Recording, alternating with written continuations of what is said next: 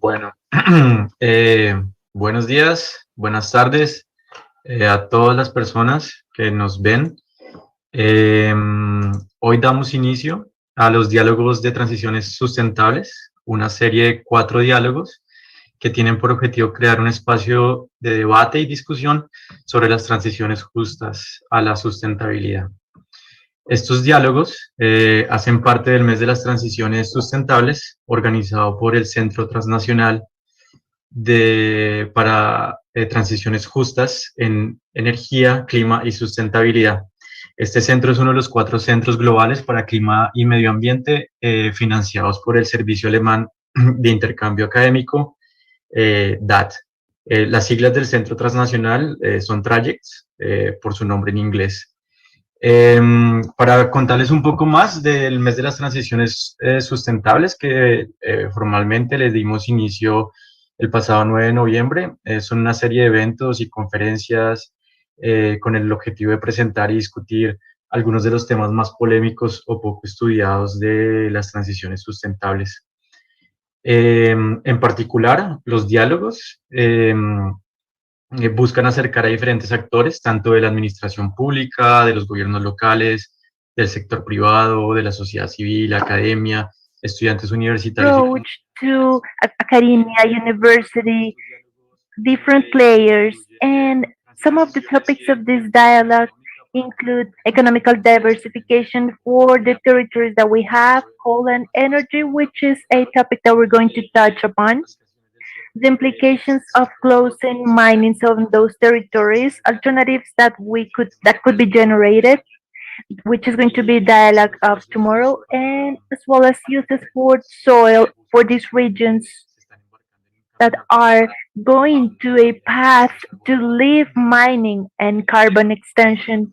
With these dialogues, we also are looking forward to dialogue and to know more about the lessons that uh, getting rid of fuel fossils can give us.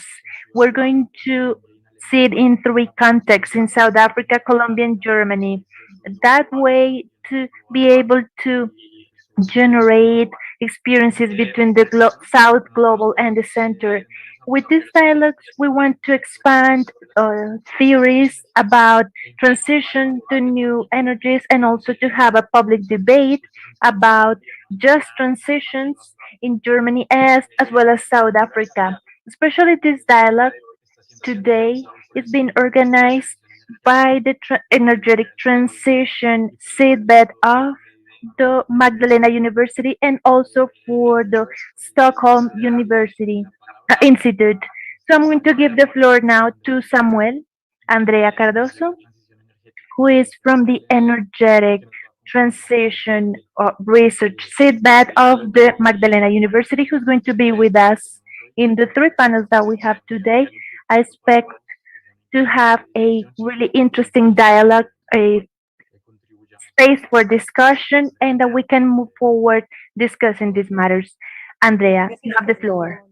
Thank you, Camilo, and to all the team. We thank you for coordinating this type of dialogues. I believe are 4 or 5 dialogues between the different universities, the logistics behind it to find us ourselves in this morning. So welcome to the first dialogue about sustainable transitions organized by projects.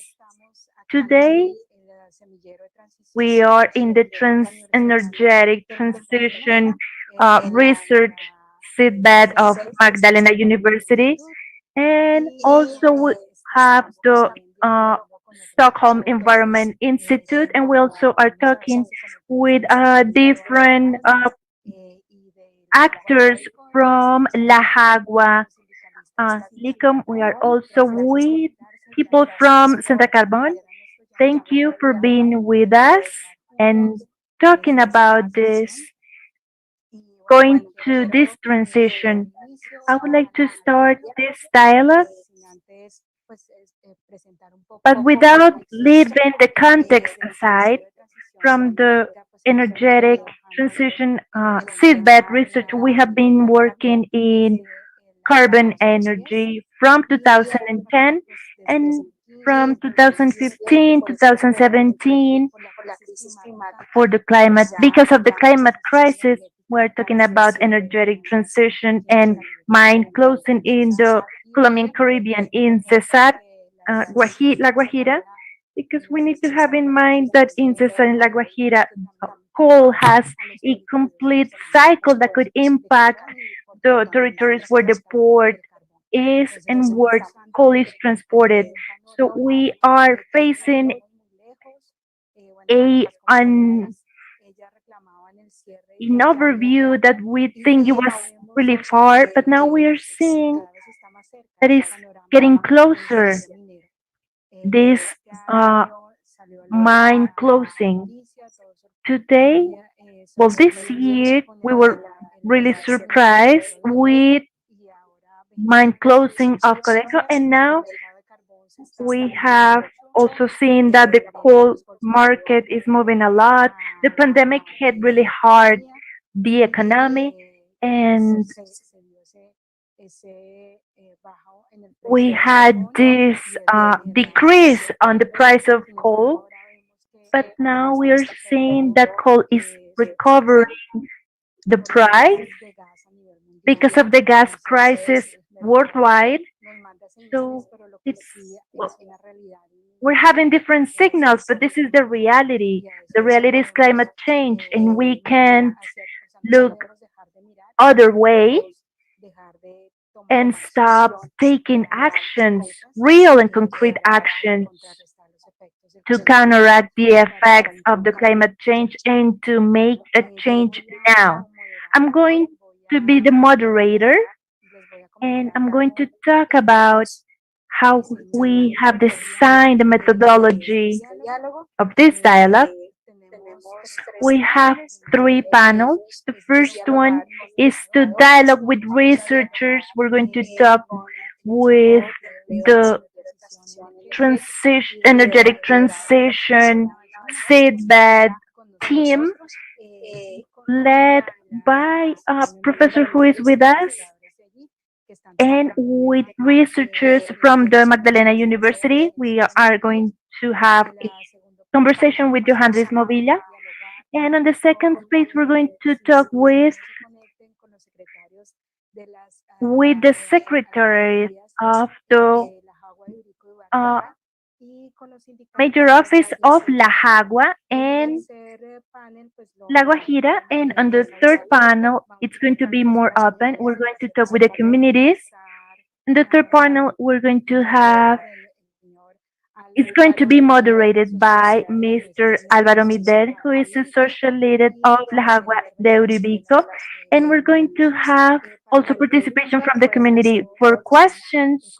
You can make questions, the ones that are connected in Zoom could do it through the chat in Zoom, and the ones that are watching us through the different social media can make questions in the different social media. We will be collecting the questions, and at the end, we will have a space of exchanging questions and also comments. The communities that comments from the communities that connect with us. So I believe it's time to start. We're going to start with a, a student from the economy program. Well, already graduated. She graduated with a research scholarship about employment and about the methodologies of the different panels and discussions and dialogues. The presentations are going to be guided by some questions. So we have this first question, which Johandris Movilla will be answering. What are the actions that have been implemented? Some does not let me see that countries have implemented to guarantee mine closing in the energetic transition frame. So let's listen, Johandris. You have the floor. Welcome to this dialogue, and we are pleased to listen to you, the research of that you did this year. Thank you. Good morning, everyone. Communities. I'm an economist. I was graduated from La Magdalena University, and I did a research because I'm part of the employment and energetic transition research. Okay. So I'm going to give the context, and that is worldwide. We have been seeing a series of changes, climate changes that have impacted everyone and have led to different countries to question themselves and they see this needs of transition from fuel fossils to sustainable energies, an effort to alleviate the effects that the traditional sources of energy have left. implemented actions for an energetic position from the closing of different scenarios. For example, Chile have started these processes and have implemented actions and planning, really work processes to achieve transition from a just close mining. Next,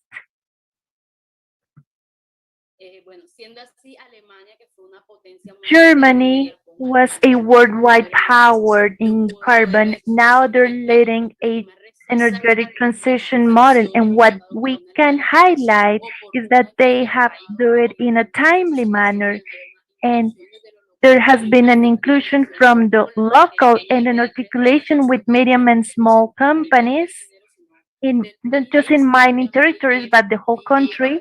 This has led for policies to be able to impact on uh, actions, close actions, and benefit workers that because of their age will not be able to be employed outside of the mining sector.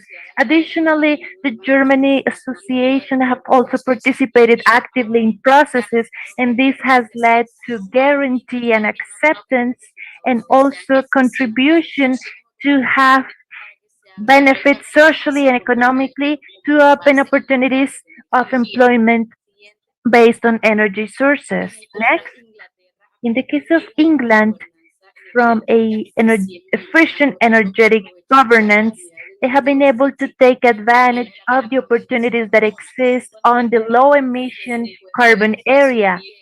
This could be summarized into the country has control and supply technology and renewable energies like wind energy and photovoltaic, and could have a market internationally and could generate employment and new commercial models like energetic services or prosumers, which are consumers that also produce. In the case of Canada, they have focused policies on investment on learning, innovation, in consolidation of just transition projects, and also green employment creation. This mine closure, have led or created a task force that has an objective to include all the ones that have impacted because of the mine closing and the structuring of the different phases of analysis and consultation that are presented because of different processes. Here we have workers, communities direct and indirectly impacted, and also because of the elimination of this, and mining businesses, the productive sector generally, unions, and even the academia. Next, in the case of Mexico, there has been a reconversion from the environment, society, and community. Given to it, they have left mining, especially Coahuila, who has been the most representative one, has followed this system and currently has some work alternative focused on the production of the department. And additionally to this, they are being trained workers to be able to work in energetic production through alternative energy to be able to contribute to agriculture development, which is highly technified in controlled environments, and connect primary sector with the agro industries. Next, in South America, Chile has two focuses. One in mine closure, they have had a monitoring of the mining different places. They have regulated this part really well and they have focused on having financing guarantees. What they have established with the closure plannings to do have plans or funds to be able to do it. And they are also encouraging energetic through demand, which means with the transport sector to be able to push alternative areas to reduce the uh, supply of fuel fossils. Fuel, uh, fuel fossils. In Colombia, there's not really a transition well defined or a route. What we know is there's going to be just a mine closure, which is just this is what we are talking about. It is necessary to plan it to have a trilogy of the transition that would be to have an environmental balance and a really economic reconversion. That was my presentation. Thank you very much.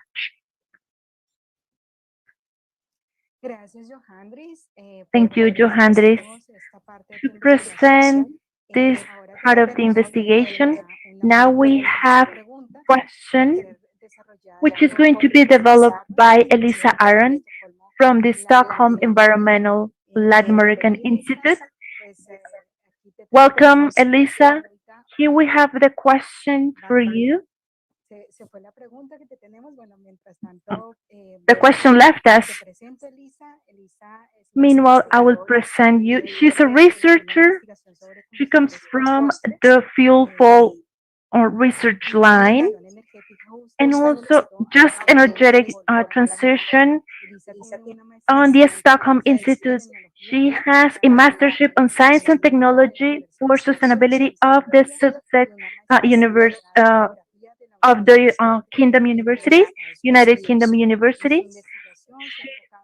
On the research, she has focused on governance matters and science, technology, and innovation for research which is sustainable, focused on regions.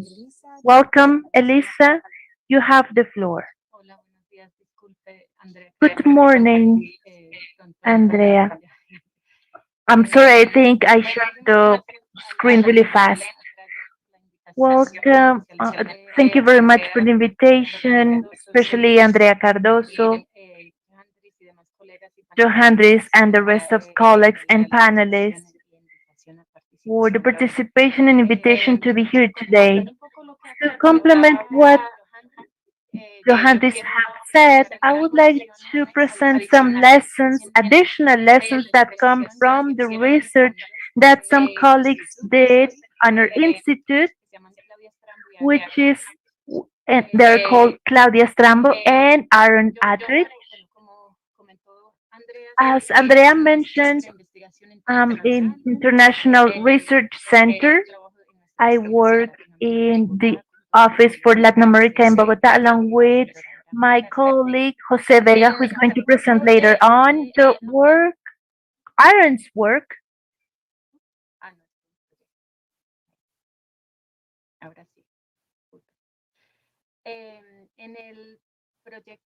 In Claudia's and Aaron's work, the objective was to understand the economical and social needs, national and internationally. They also saw different players to alleviate this impact. To do it, they review wide literature about just transitions and about the social and economical and political impacts of reduction on economies that depends on this and also industrial ones. Especially, they collected four studies in detailed matter in Australia, the US, South Africa, and United Kingdom. Based on this review and these historical cases, we uh, choose 7 principles for a just transition that could uh, help us to see transitions where coal is produced in the context of preparation beyond mining. So I don't have enough time to go into detail of each of every one of these principles, but I would like to highlight how we have been emphasizing on the work with people that have been impacted because of the production closure. But I would like to focus on four lessons especially.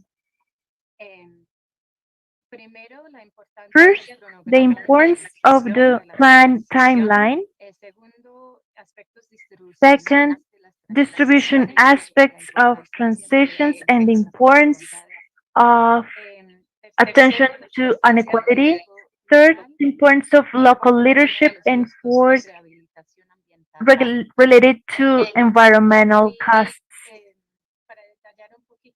To get into detail of each of these lessons, it is important to plan for a just transition, and this comes from the research of these historical cases and the experiences that they had, these cases of industrial reduction.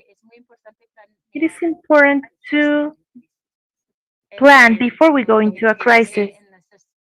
What we can see in these cases is it it was it did cost in in a time period of a decade, and they never prepared in any case for a closure. And this, especially in the work area. So this should be a wide process of wide consultation, something that it requires time, resources, and commitment from the private and public sectors in different levels.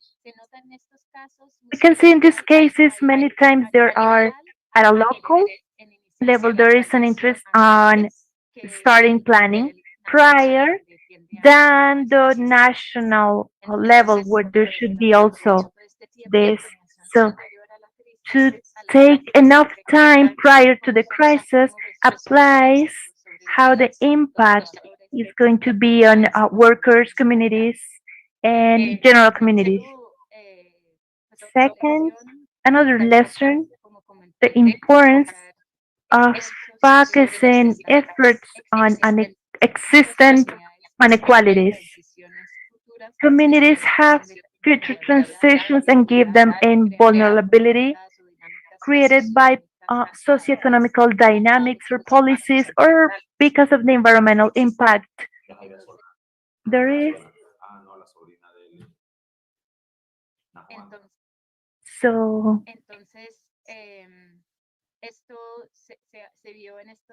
we saw in these cases that inequalities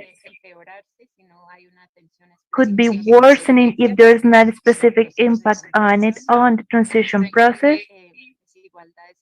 and inequalities among, for example, the experience between high level workers tend to have better experience on the transition when the wage is higher, the salary is higher. In lower salaries, they have more difficulties when they make this transition, and that also could get worsen inequalities in affected communities. I would like, even though he in the slideshow says successful cases, we need to highlight that a success is something that depends on how it is defined, what are the implicators used, and with the different insights. On the prior historical cases, none of them were successful considering transition fair principles. In some aspects were even more than others. And to continue, it is important that transition processes to be inclusive and transparent, as Johandri said, and what we can see in the historical cases is processes that are more inclusive and transparent are more successful. So through social dialogue design and management of responses from the local with also accountability. Local governments have an important role in leading these processes, but it's necessary active participation of all sectors. Here, the participation of unions are seen in these historical cases, which are key. At the same time, governments need support and need, especially local governments, need many times support to strengthen their capabilities, technical, financing, which in that case would be international cooperation.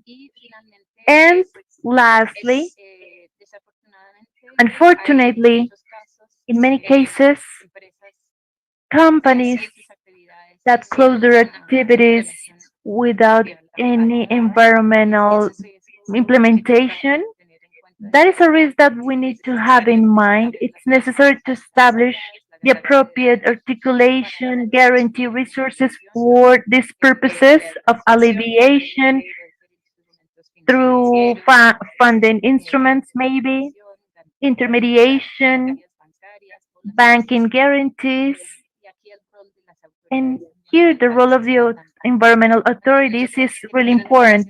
I believe I'm going to give the space now to my colleagues so we can continue, but we will be, uh, in any case, if you want to continue the conversation, we will be here. Thank you. Thank you, Elisa, for collaborating with the seedbed team. This has not been the only encounter that Elisa has had with the employment team. I see a prior dialogue to this one. We're going to continue with the seedbed employment team. And the question that we're going to answer now is what is going to happen with the derived carbon employments pro- be facing a mine closure or reduction to mining activity? We're going, the person that is going to answer this question is Caroline Caceres, who is a student of the economical grade on Magdalena University. Go ahead, Caroline. Caroline, we can listen to you. I'm sorry, I'm overchanging your name. Welcome, Caroline. Thank you. Well, to answer this, what's going to happen with the employments after a mine closure? We could see in this graphic chart participation of occupied employers by economical activity on 2017, where the agriculture, cattleship, and fishing are around 21.9%, while mining is just 1.8%. Next slideshow. The Department of Cesar has a participation of 20.2%, agriculture 18.4%, and mining represents 0.9%, being on the 12th rank on economical activities. Next, the Department of Magdalena, Commerce and Vehicle Repair have a participation of 21.5%, agriculture 79.9%, and mining and basin exploitation has a 0.3%. So we can see that from the departments, well, they have similar behaviors due to agriculture representation. We can see that vehicle repair and commerce is 21.5%, while mining and coal basin is the last position with 1.8% for La Guajira, 0.9% for Cesar, and 0.4% for Magdalena. Magdalena is not a thermal coal producer because it generates the last position of occupied rate, but are the most coal producers in the country. But it's not producing as it should be in participation of occupied in the department, which means that it's a sector that is intensive in in capital, but does not have enough workforce. So the agriculture sector. That is why it represents these first positions. Next, please. The direct and indirect business generated by the main coal businesses between 2015-2019. Cerrejón is located in the Guajira department, and we can see that there is a decreased tendency both in the direct and indirect job opportunities, going from 6,000 over 6,000 indirect jobs in 2015 to 5,896 in 2019. The contractors went from 6,000 in 2015 to 5,000 in 2019. Next, please. Drummond has been increasing the number of employees, direct employees, going from 4,923 in 2015 to 5,137 in 2019. However, the indirect jobs have decreased, going from 6,051 employments to 5,440 opportunities, job opportunities. Next, please. Prodeco has presented a tendency. We could say that it has decreased in the direct employment, going from 2,515 in 2015 to 2,494 in 2019. And the indirect, that's what I said, that is, it has been growing, has gone from 3,000 to 5,000 in 2019. These fluctuations that we see, the ups and downs of the employment, have been presented or have been influenced by external factors such as the level of production, the ups and downs in the levels of productions, the prices and how volatile they are at the international markets.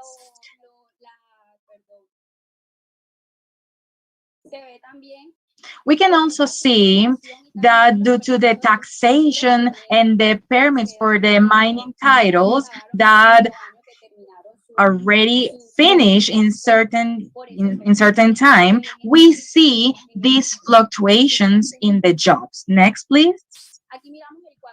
Here we can see a comparative chart of the direct and indirect employment, and Cerrejón is the company that generates more job opportunities among the ones that we have been studying, followed by Drummond and Prodeca with 7,000 employees between direct and indirect employment. But Drummond and Prodeco are located in Cesar, and this department is more affected for the closing of the mines. And also, we are experiencing a close of the minings in Prodeco, so they are more vulnerable facing these challenges. Here we can see the total amount occupied and what is the role that these companies have in the total of occupiers in the mines and quarries at a national level? Well, we see that these companies represent around, by 2019, they represent 15%, and that makes it more evident how important they are in the employment for these departments or these states. Last, In the conclusions, we see that the closing of the mines bring big effects in these departments and challenges and socioeconomical changes because we have been seeing the closing of the mines as it was announced by Prodeca, and over 7,000 employments are going to be affected, and the economies and the tax incomes are going to be affected because the communities rely on the demand of the workers, and the companies are we are seeing the businesses that are being closed, the tax incomes, we see that how it is being affected in the public finances of the department. The department will stop receiving those taxes and royalties. Next, please. The department of Magdalena, it is expected to receive a decrease of 30% of the exportations. The Ciénaga area, it is the area where we can see a reduction of the incomes by royalties and the increase of the employment and informality in these municipalities. Next, please. Next, please. This sector, as I mentioned before, it is more intensive in capital than in the workforce. The coal sector has key characteristics, and the indicators, social and economical indicators, are not very high for these departments. They do not have the impact that they should have. Next, please. So, socioecological transformation, it is we expect four impacts: the substitution of job places, they migrate to generate that will generate renewable energies, the elimination of job opportunities, transformation and redefinition of the current job opportunities, and the displacement of the jobs. As I mentioned, or as Elisa was mentioning before, the closing of mines required time, commitment, and clarity. And Prodeco has not done their job as they should. They haven't done this anticipated close of the mines, and the employers are being affected, and also the economies and the departments that rely on this type of activity. So it is imperative to study the different opportunities, different employment opportunities, because there is this need, because there is a decollation of the energies. It is important to start acting for our world, for our planet, and the diversification need exists in these departments, and take advantage of those sectors that they are still productive sectors, such as the agricultural ones. Thank you very much. Thank you, Caroline. Now we call with the employment team. Thank you, Caroline, for clarifying that to us. And now,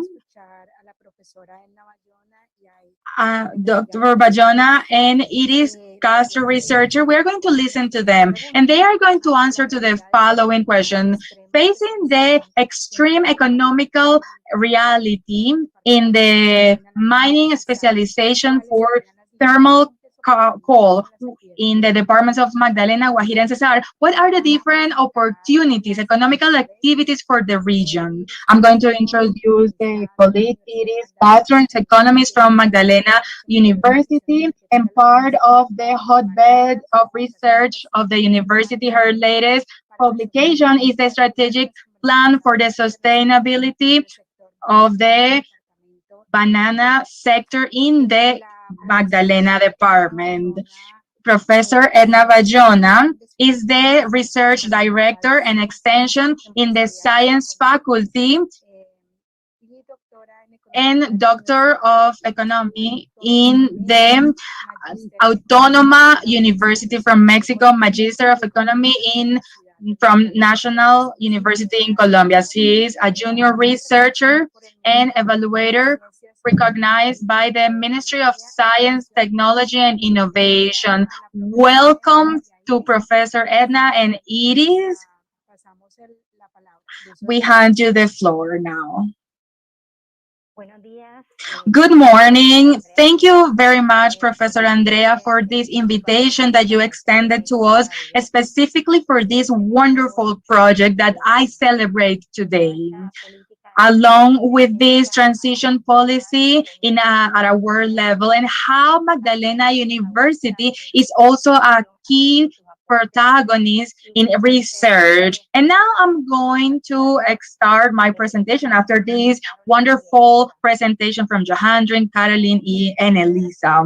Before answering what are these opportunities that we found that the mining of coal in Colombia, specifically in the region of the Caribbean, Colombian Caribbean, that are La Guajira and Magdalena, it appeared for external shocks of the market, while these three economies were developing proper activities on the territory. Let's remember that the Guajira department in the first period, we work in different periods. If we talk about or starting if we talk before the 90s, we found that it started with an activity before the mining, cultivating cotton, corn, and also they had fishing activities in an artisanal way. But we see that towards the end of 20th century, they started to develop other extractive activities with the Viking companies and also natural gas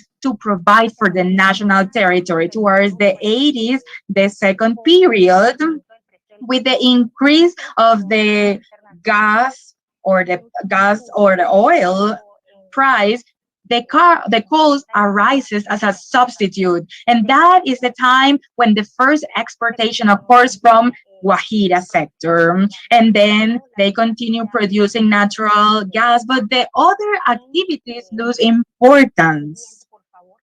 Next, please.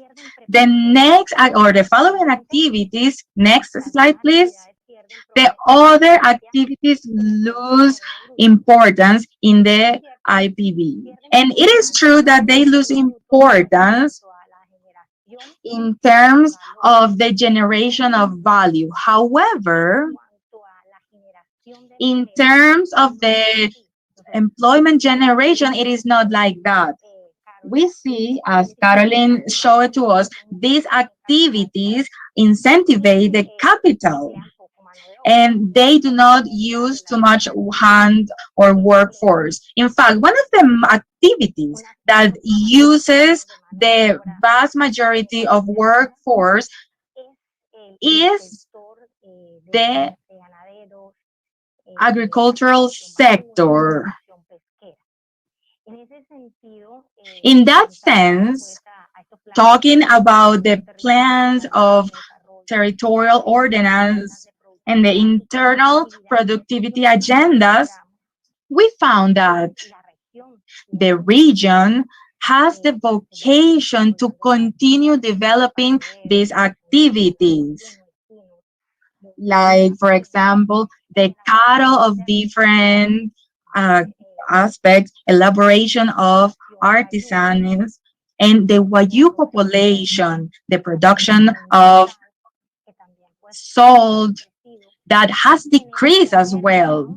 In terms of the trading, controlled trading in the general agriculture at the south part of the Guajira department, in the tourism and hotels industry, in the real estate sector, and also in the social, community, and personal sector. It's important to highlight that in three departments, with the closing of the mines, we are going to find that the mining industry it's going to leave a big and important structure, and we will have to take advantage of this structure. So same thing happened in the Barroteran mining, where Camilo Contreras made an analysis of three municipalities or three towns from that place, finding out that is a ghost town because the activities that were done before they not continue doing that, and the technologies and the structure that remained there were not used for anything else. So that town became a ghost town. In the second town, they where Professor Camilo is, he finds out that the production they start to produce based on that structure that is there that the town has, and they are able to increase other type of activities. And there is a third country that we have to continue analyzing. So this is just an example that tells us what are the three alternatives that we could follow. And I think our alternative in as Hausma economist from Harvard, which is a Venezuelan professor, he says, well, Colombia, besides gas and coal, they must add value to those activities that are proper from their territory and have remained in the market. It's not that they disappear, but the thing is that they generate less incomes, they attract less investment, and that's why they have not been taken into account. And we have to start working for the competitive of these sectors in the territory. Next, please. We also found in the CESAR some other findings, and now is going to talk about that. In CESAR department, we also analyzed the background, the economical backgrounds, and we divided them into 4 periods. We analyzed each period and the vocation of this department of CESAR and all the natural resources. In that sense, in the first period that went from 1967 to 1979, we saw a boom of cotton that was occurring in that region. And in the middle of 20th century and the beginning of the 21st century, there is a production of milk and the cattle industry. These municipality or this department is the one that has more participation in these activities. In the second period, we see a crisis in the trading of cotton, and we realize that the production of milk and rancher starts to have a bigger participation at a departmental level, and of course they start to be more specialized in this area. Next, for the third period, we see that in the 90s they start or the boom and the extraction of thermal coal starts at this department, and this boom goes around to 2007, and it's still happening in the two big companies that are in Cesar. In that sense, we see how the current period is and how it is behaving. If it's like Caroline mentioned at some point, mining and quarries have the bigger participation in added value to the department GDP, and other activities that we can say are the background from the period 1 and 2 that are cattle, agriculture.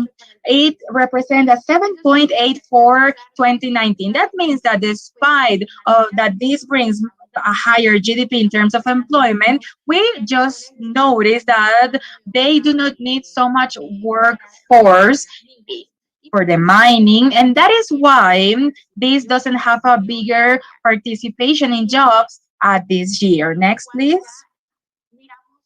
When we see different documents, and among those the territorial development plan, which is called We Do It Better, that goes from 2020 to 2023. We are analyzing all the programs that are being held there and what are the economical alternatives that Cesar could have and the other towns after these coal activities. So we found a series of activities that are in that area and with the resources that the department has, not only coal, but there are other resources that they could have. And in addition to that, those are the traditional ones like the grazing, the elaboration of artisanal artifacts, extraction of salt, trading, agro-industry. There are also other alternatives that have arisen through these booms, such as the mining, cotton, or agri. And it is the service part. So they're providing this type of services, such as safe security has increased the GDP at the department, and we see that there could be different lines in the future that could be strengthened in this department. In terms of building or construction, we see that the department is being more dynamic in this area, and that could be one of the alternatives that the employers and operators from these areas could have, and they can migrate to that sector. And the last sector we identify is the hotels and tourism industry. Clearly, looking at what would be the sectors, or like the professor said, take advantage of that infrastructure that already there is already there, that the mining industry left there, and we could use it for the tourist industry. Now I hand the floor to the professor. Thank you, Iris. Continuing with the Magdalena department, we also characterize it historically and how the economy of the Magdalena has been working and has been agro-industrial for the first period in the 19th century to our days with the cocoa crops or plantations, coffee, tobacco, and banana. But banana has been the main character. And in 2010, maybe it increased, or in 20 in that time it was taken away, but right now some business groups that are working in this area are going back to banana. So let's remember that palm generates employment for each acres, and banana generates 8 employments for each acre. So this is something key that tells us that agriculture in this region, Magdalena, Cesar, and Guajira, it's a biodiverse region and where we have the capability to increase tourism, the agro-industrial development. I am sorry. Give me 1 second, please, because we don't have everybody. You have 1 minute left, okay? And we also have important aspects in the transport of international commerce. Next, please. Next, please. We see this very clearly and how in Magdalena specifically, these sectors, information and telecom, manufacture industry, agriculture with banana, palm, coffee, and other products, the construction sector, we are concerned about what is going to happen with the workers of the train. Where are they going? Maybe they could be inserted in the construction sector. We also have that the region is known for the elaboration of artisan and also financing and scientific and tourism activities. Next, please. And here in this last slide, we find out what are those barriers. There are many, such as the reduction of the salaries when they go or move from the coal sector to another sector. However, we make a contrast with the possibilities that these activities, despite of the fact that they generate less incomes and less salaries, they generate a better equity and distribution of the income. Informality, it is one of the biggest challenges that the region has to overcome in the traditional and alternative activities that I'm not going to mention due to time, and also in the implementation of costs in order to design and also adapt and implement the production of renewable energies. And last, I'm going to hand the floor to Iris to mention the last barrier, the third, and this uncertainty of the direct and indirect workers of the great mining of coal about the viability to insert themselves in other economical activities. I want to mention that these employers need to take into account that they have three abilities. It's one is the knowledge,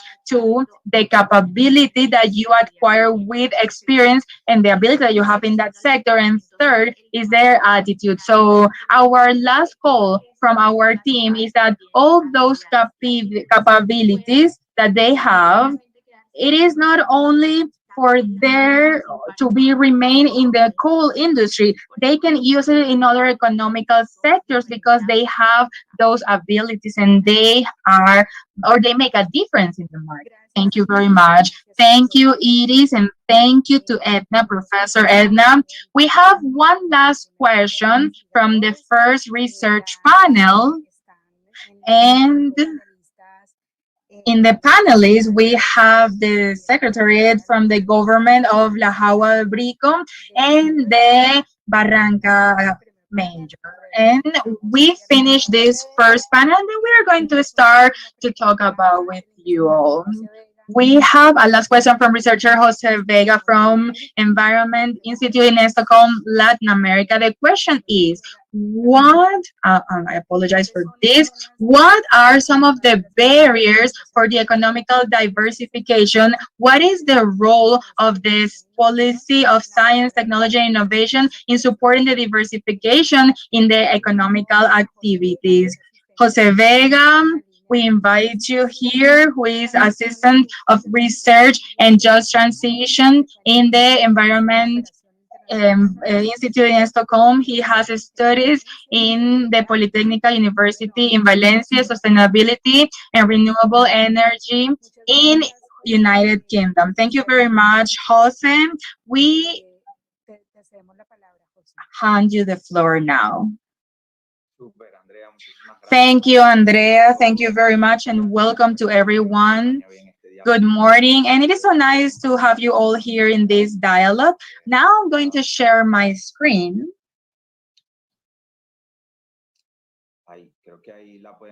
I think you can see it right now. Yes, yes. To answer, thank you, Andre. To answer that question, let's reflect about a recent research project that we have in the Institute, and it is about the role of science, technology, and innovation to support just energetic transition in the productor departments, and it's an ongoing project with along with Elisa who just talked, and we are going to mention some of the reflections of that project to answer the barriers and challenge in terms of diversification. The first thing that we have to say is that the global production of coal, it is higher than what the world actually needs. In this graph that we see on the right, it's a production that we did from the institution that tells us that by 2030, it is going to be produced 240 more coal that is needed. And the emergency says that we have to limit the temperature. In addition to that, in the Glasgow COP that is occurring right now, and this is the second week of negotiation, we have that over 100 countries are committed to reduce and the consumption of coal, and that brings challenges for the producers, the country producers. And reflecting from what my previous colleagues and Professor Edna was mentioned, a just transition refers to the just transition of the producers, and it should take into account the vocation, productive vocation of the different sectors. So there are some barriers for that diversification. I'm going to mention this one first that we have already mentioned, but I think that the relationship between the percentage that mines and quarries represent in the departments such as Guajira and Cesar is very high, and the employments are very low. It's zero point 0.9 in Cesar, 1.8 in Guajira. I'm not going to talk more about that because it has already been mentioned, but it's something that we have to take into account. It is not a sector that is not possible that a sector that represents so much in the economy produces so less amount of jobs. And another important aspect is the lack of advantage of the use of the royalty. The royalties are the over 65% of the total incomes in the department in between 2013 and 2018. However, when you review the resources from the royalty system, maybe 24% of the resources are used. And it is important to clarify the approval of percentage of the project was around 60%, but that does not represent the approval of the resources. So we are not taking advantage of some resources that could be really useful to redirect them to other transition measurements that are just.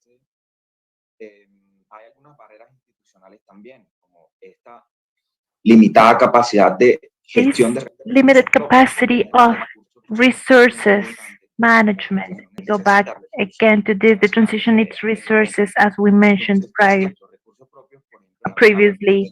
Resources on SSR are 16% of the budget of the tax income of the department, while royalties are more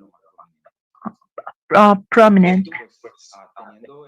Having these resources of royalties, what we're seeing is sectors with more approved resources of royalties are education, transport, but in education, what we see is that education coverage is still low, under the national average in this case, and the investigators in potential sectors, as Professor Edna and Ibis mentioned before, investigation efforts are not being guided to that sector. In 2019, we see that only 4% were in agriculture sciences, research, as we're seeing on the development plan. That's one of the sectors that we're aiming specifically. In the case of Magdalena, the department, National Plan Department, was aiming there, but we are not seeing researchers focused on this. And here we go into the innovation and technology science role, especially the policy. And the policy understood as a set of actions that is designed and implemented on the government to promote the introduction of products, processes that could improve not only economical competitivity, but also well-being, social well-being, which is also important. We're seeing how science and technology is guiding to economical growth, but it committing to the social well-being needs to be committed to the social well-being. Within these policies or this actor ecosystem and instruments within the science and innovation technology sector, there are departments like the Science and Innovation Technology Department, the Committee of University and State. Those are in discussion spaces that are abandoned. They don't know what they represent. They don't know who represent them many times because most of the audience are civil society. So it's good to ask yourself who from the civil society is going to represent us and what are the interests put on the table to make a follow up to these discussion spaces. They're also planning instruments like the department strategic plans and also PDCTI. The name is similar, but it has some differences. It is key to review these documents, what does it include, how it is articulated with the development plans, how to be articulated with the strategies, with RAP Caribbean, and finally the most important policy instrument that the Innovation and Technology Center is putting, and it's important to have that social overseeing, like citizen auditors, try to say where our resources going to. It is compatible with what we articulate or we need for the department. Those are important words to have in mind. Now, there's a clear relationship between connectivity and innovation. The most innovative departments are the most connected, but where are we? In the Caribbean, the Guajira is number 28 out of 31 departments, 32 departments, but the indicator does not consider Baupés. There are not enough data. So last Guajira, Cesar 22 out of 31, also on the down part of the table. So what are the problems? Generally, there are impeded institutions, structure, human capital, but there's not a ratio of the efficiency and the results are not produced out of those inputs. What I was saying before, there are resources of royalties but are not being taken advantage of. And well, to and some final considerations in regards to this innovation, technology, science, it's we need to see a direction, to see long-term objectives to be coherent to what the department needs. So the science and technology policy has that intention of guiding and focus the economy, not just focusing on the big companies related on coal matters. Really, fac- m- it's more to focus on what is coming to the Caribbean. It's important also the cross-cutting and coherent. We need to be capable of understanding innovation and technology science, not like an isolated chapter in some place, but a key component that could be cross-cutting in every strategic sector of the technological innovation center. This needs to be horizontal, which means with the different secretariats and different governations having a dialogue, and vertical, how to connect what is planned in the department, how it is planned in the department, how it connects with the national, and how it is connected with the Colombia agreements at a country level. It is important to reflect upon the experimentation sense, understanding these spaces where we could talk about different alternatives, but that it's not only occurring on big companies. We are having social innovation, based innovation, which is important that generates capacity for social capacity. How can we support those specific capacities that are coming with a minimum of resources that are going to have a great social impact in, for example, empowering women, which is an important role in economical diversity, where especially where mining, which are majority of men working there, are work, looking for another economical alternatives, almost aligned with what was previous mentioned. So it is important as well, and we need to see it with experimentation as well. Sensitivity to the territorial context, landing those policies to the local needs, those demands, the sectors that we have been talking and have been delayed because of the mining matter on these departments, and to wrap up, diversifying income sources. As we mentioned, royalties are the biggest, but we are seeing that income of the department are really low. How science and technology and innovation, and communication and technology could be integrated, for example, build factoring, online factoring, how to have resources of its own. So the final consideration, I believe, science, technology, and innovation, cross-cutting in all sectors, everything that we think, everything that we do from the public planning, needs to have science and innovation technology component aligned with economical diversification and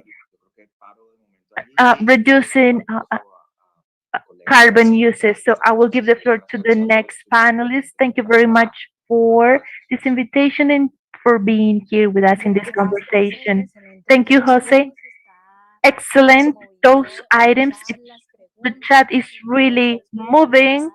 All questions, all panelists that have participated, researchers, should look the amount of questions that have risen while we give the floor to the second panel, where we're going to welcome the representatives of the mayor of La Jagua de Ibirico and Sintra Carbon. I would like to apologize because we had a typo about La Jagua de Ibirico in some slideshow.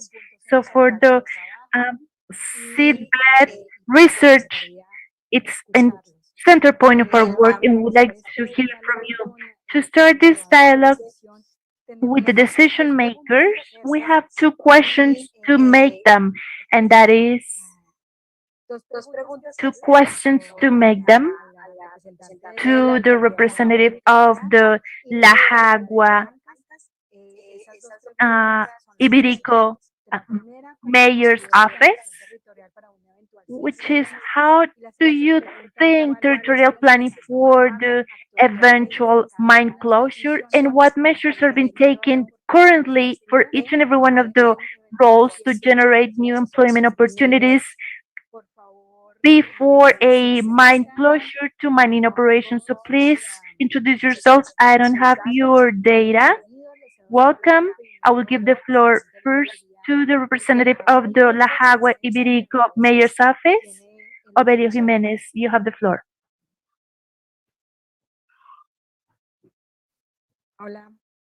Hello.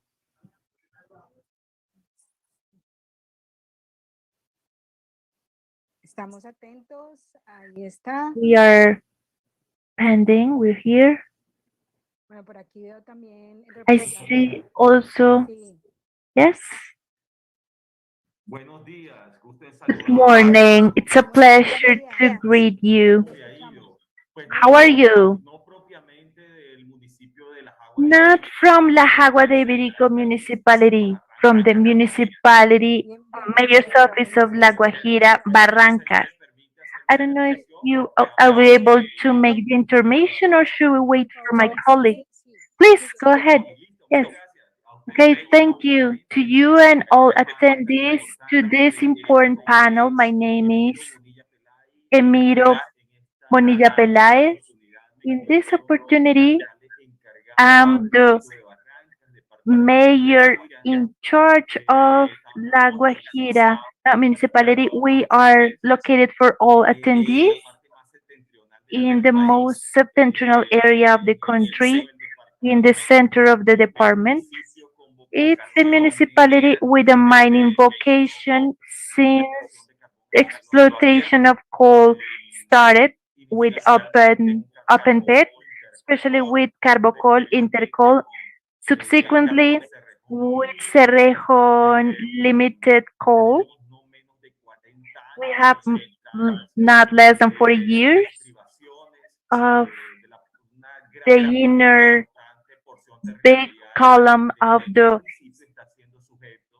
big proportion of the territory we're having mine extraction by these multinationals. Today we have big companies, Associates, BHP, Billington, Stat America, and Anglo. These companies have their focus to extract international carbon, which is considered high quality because those are in municipality of Barrancas, Aloveno, y Albania. We are three municipalities who are being subject to big scale mining. Within the exposition, we talked about, with panelists, we talked about some questions, and those are what we are going to answer now. How to conceive territorial planning for an eventual mine closure? That boom of the decade of 70, 80, 90, and part of 2000 in regards to our countries, emerging countries of the third world on transition of development like Colombia is, the vocation of their economy was focused on extraction, mining extraction, mineral extraction.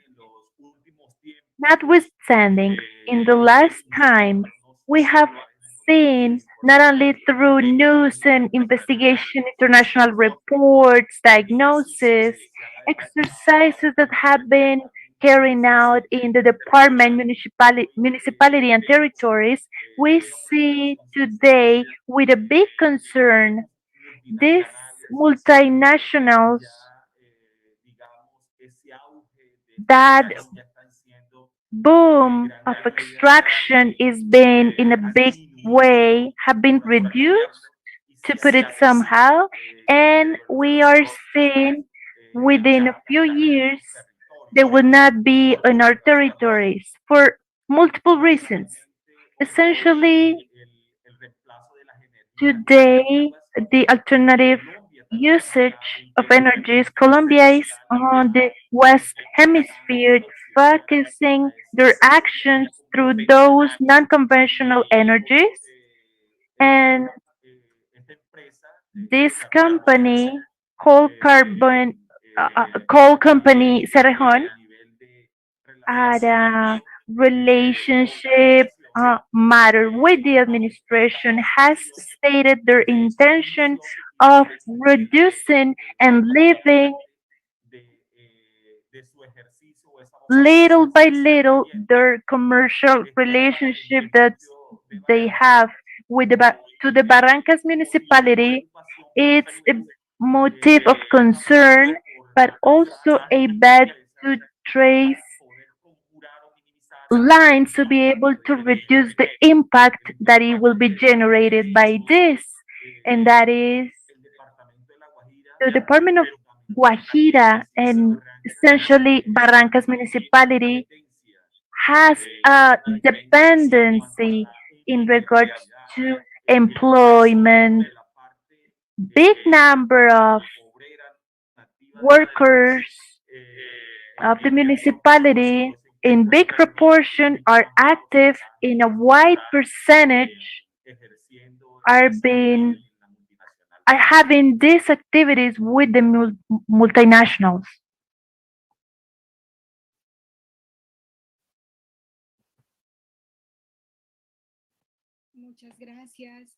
Thank you.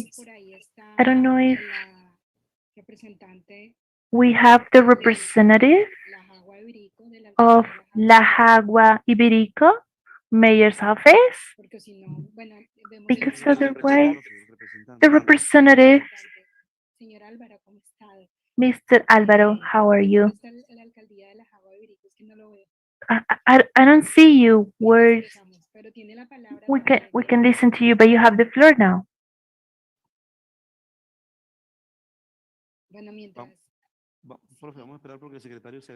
Let's wait because the secretary has connected, but he's gone. So let's continue. Okay, Mr. Alvaro. Okay, on the screen, what we see is the picture or the graphic cartoon of our artist. We are seeing what we are talking about.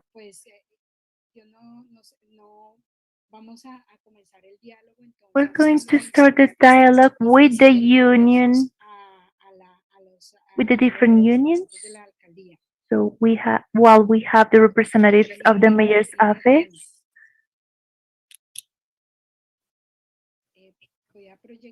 I'm going to show you the questions to the union, to the different unions. We have Igor Diaz and Gerson Moreno from Sintra Carbon. Thank you. Good morning. Thank you for connecting really early to this dialogue, and we are pleased.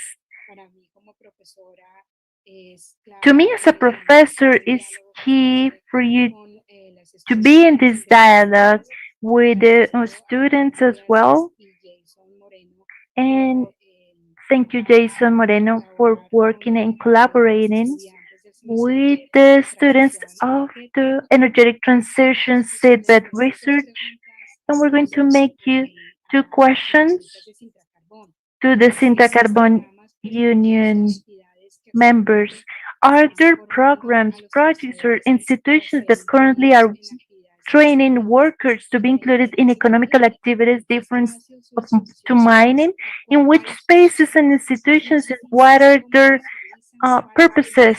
If not, how those programs and projects should be visualized and led from which institutions? What could be the role of the universities or another educational institutions and research?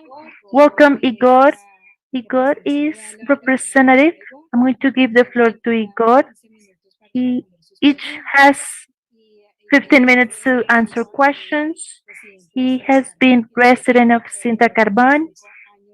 He has been around 35 years of on the coal industry.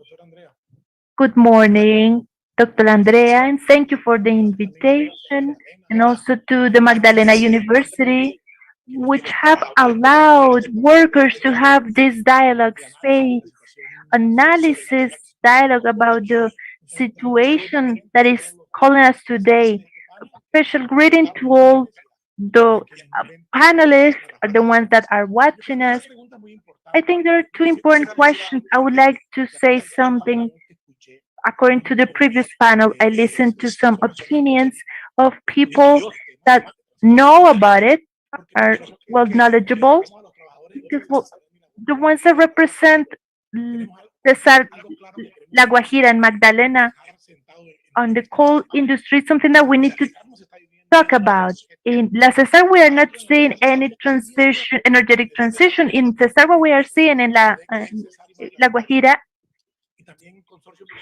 and also a mining consortium. What we are seeing is economical strategy by a some companies that are coming to this country, and we need to talk about this deeper.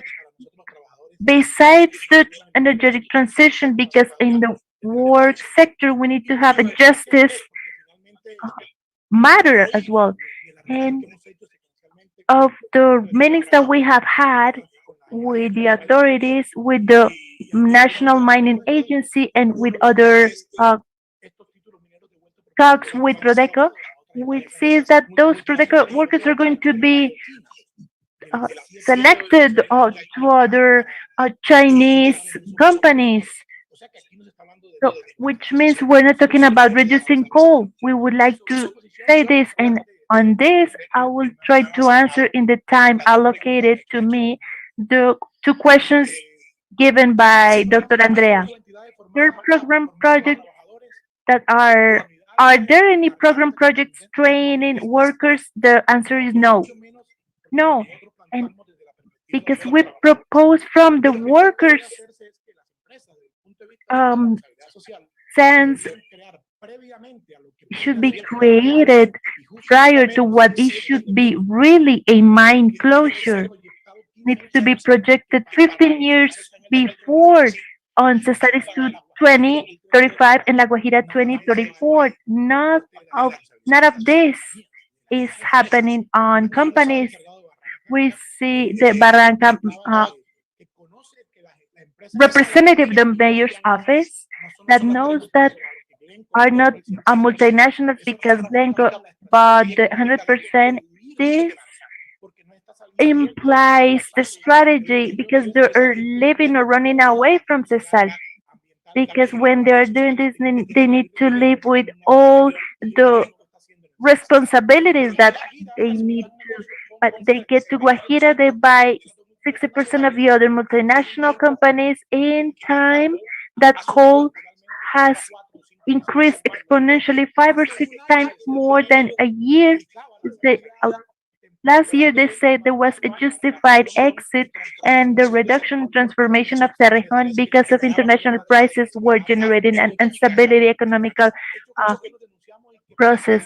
We denounced this and we propose a sequence possibility to have better conditions, but today, before the situation, the company made this during the pandemic.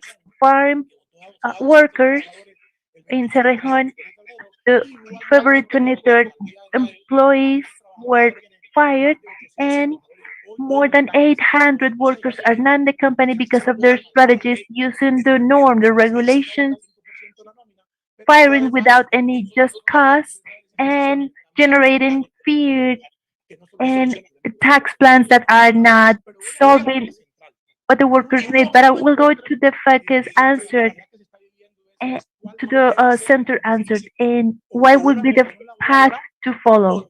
A work reconversion or indeed a policy hiring different companies to present entrepreneurial plans? We have known to talk about the Cesar in Magdalena.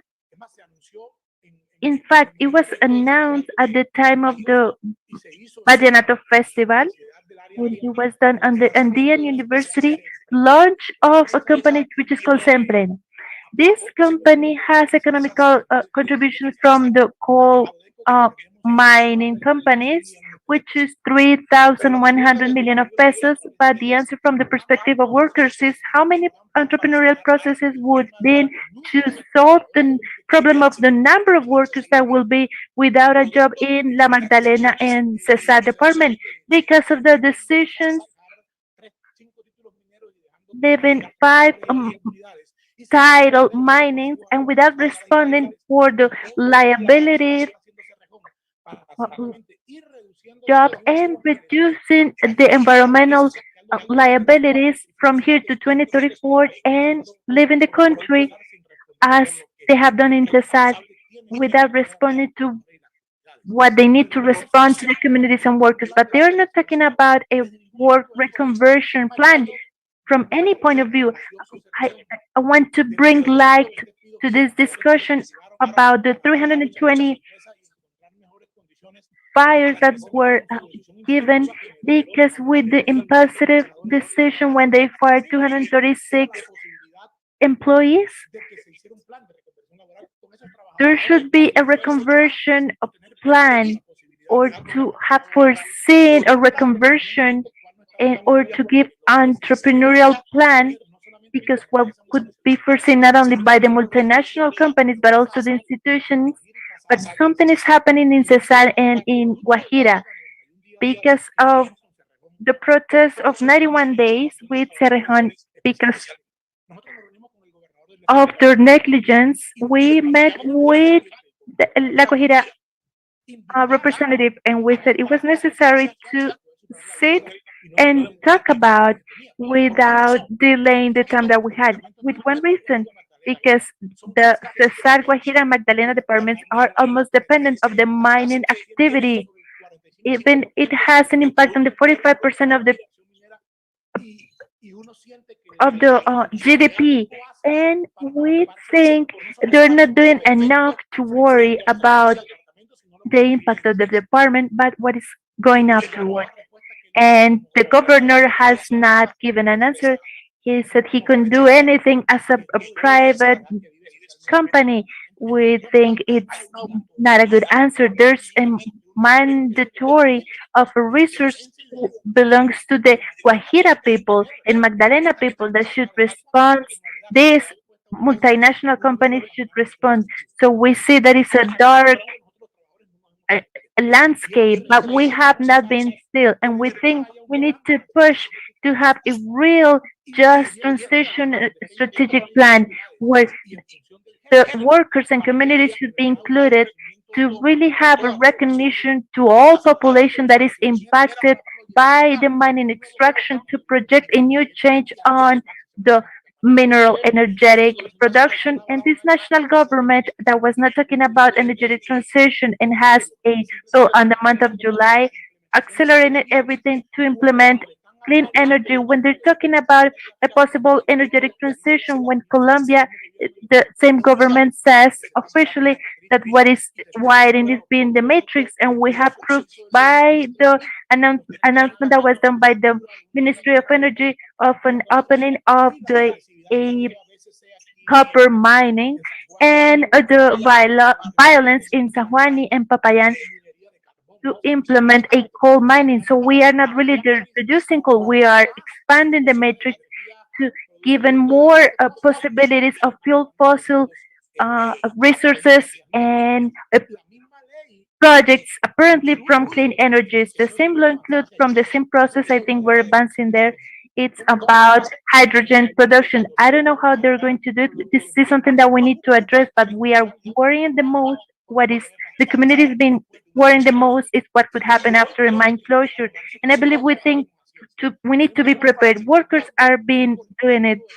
We have a collective of workers for just energetic transition at a national level who have been joined by the Magdalena University. We have an observatory to just energetic transition of the country. We are working in these two perspectives. There are international actors where we have had more support than national institutional organizations because there are many international ones that are working with the workers like in the PACs and other organizations like Sensaxinex who are being supporting and who operating this initiative of workers, also the Berlin University and Magdalena University to produce ideas that could allow us to ensure us workers from the point of responsibility what this time could be that many countries have lived already, and we have also talked about the experiences that they have had, but there's many things to do because we need to because we have a government that is favoring the companies and not really the communities. We are worried about something, and that is in carbon space because of all the conditions, the situation that mining was giving, and everything that was been happening. We have we have talked about it, but we have figures in La Guajira that are there's less than 24% of investment in the department. So what is happening with the rest of the resources? Are there without using or are being robbed by the corrupt of the departments, which are majority? This is another announcement that we are making because there's not a reduction of product mining. We have more illness, more pollution, and because of the pandemics, we are seeing many workers that have been impacted without their job, impacting the right of work and communities. So against that, we are making an invitation, and I believe there are many universities that have been adjusting to this collective interest of workers and communities. There has been many companies, many colleagues, and I'm not going to offend any of the universities. They are focusing this as a priority. The Magdalena University is working in this a lot, looking how the Department of Magdalena is worrying to what could happen after this coal matter finishes. We are still worried because someone's talking about uh, coal finishing, but also carboelectric production for blue production. There's also talking about these salinizers on the sector of Guajira to make water drinkable. So there are many information that the academia needs to have an important role in our projects of energy and mining projects. We are talking with a lot of universities to be able to strengthen technically in information and be able not just to give a debate with these multinationals but also with the national government. There's a big bet with workers. We're going to call the attention of the institutionality because they should have a responsibility in this process and even with the impact that the representative of the mayor's office of Barranca was mentioning, Cerrejon impacted made an impact of decentralization of the municipality, and this should be felt. And we also feel that there's a lot to raise our voices against these multinationals that are only using the support which is necessary for municipalities and departments to just not saying what we should definitely should say in regards to the responsibility which is there in a fair transition. So I will end this. I hope I uh, finished on time from the time that you gave me the floor. Thank you very much. Thank you, Igor. We also like to listen Jason Moreno from Sintra Carbon. Sintra Carbon, who is in the Ciénaga port.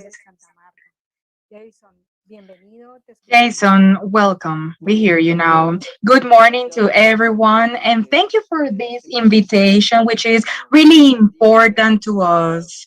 That you have or give us the opportunity to participate in this event and what we talk about just transitions that we know that is not just.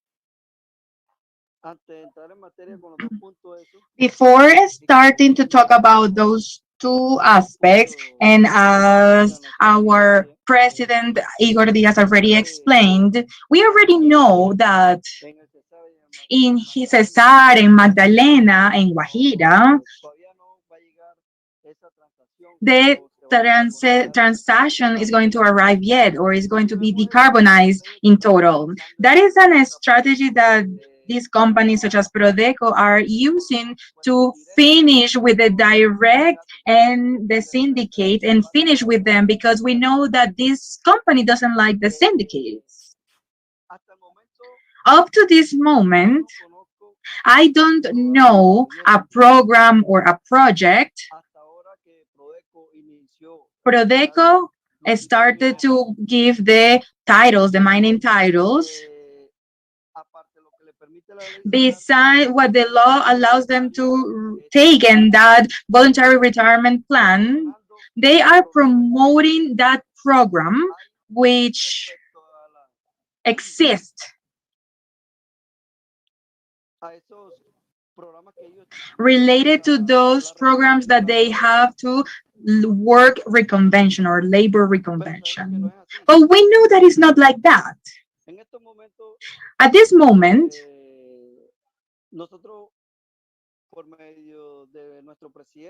through our president and Francisco Mate and the good president, we found a dialogue table with the ministry, the company, and the mining agency. And we see that the company on November 3rd, they send us the letter to all the directive to be lack on their measurements. But they will already admitted that between about in front of the lawyer, if they plan to do this work reconvention as I saw in IRIS intervention and all the investigations and research that they have done, that I am part of those operators because I'm our operators here. But what are we going to do with those sick people, people who acquire their sicknesses or our sickness in this work? You say that we can work in the construction area, but what are we going to do with the sick people? What projects do we have for those people who cannot continue working? Or maybe they can be reallocated, trained to start another way of living.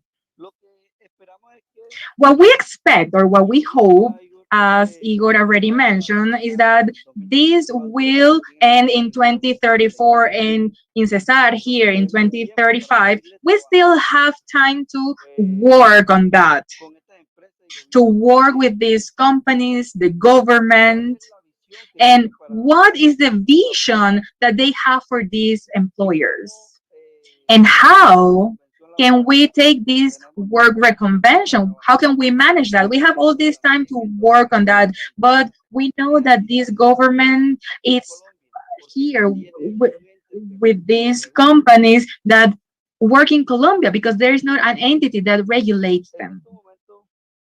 At this moment, the workers, we are facing that situation, the jurisdiction, and we are going to work until the end because Prodeco sent us the letter, but Prodeco also launches a convocatory for operators that they are needing. So, what is the bad intention that Prodeco has towards the syndicates and the workers?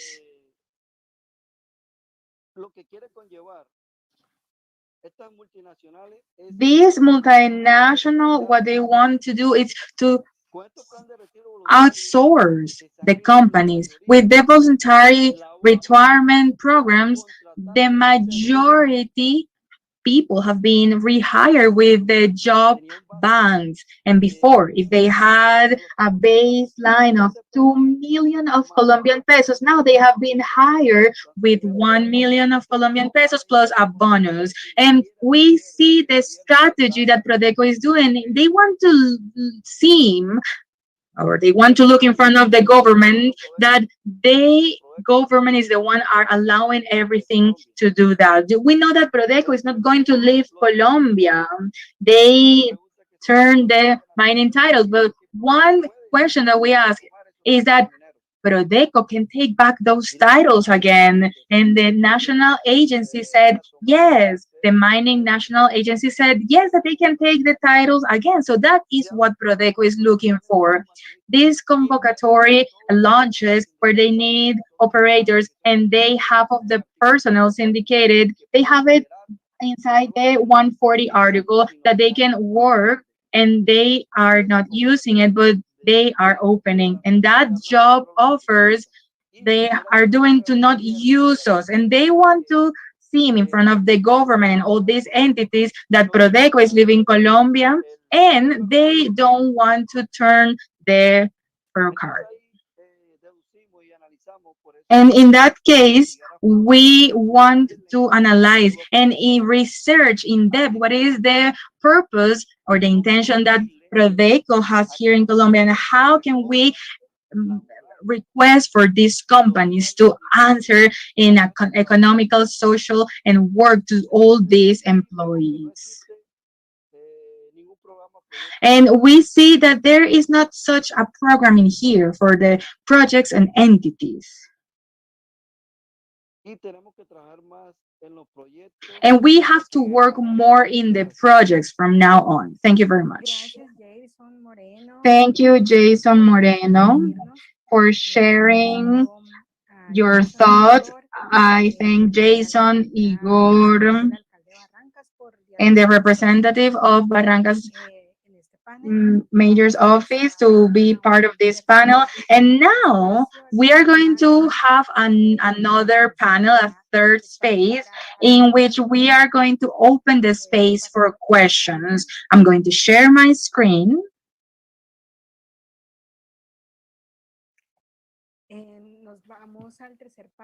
Now let's go to the third panel, which is talking with the communities. We have these questions for the communities, and I want to hand the floor to Mr. Álvaro Castro. I'm going to introduce him.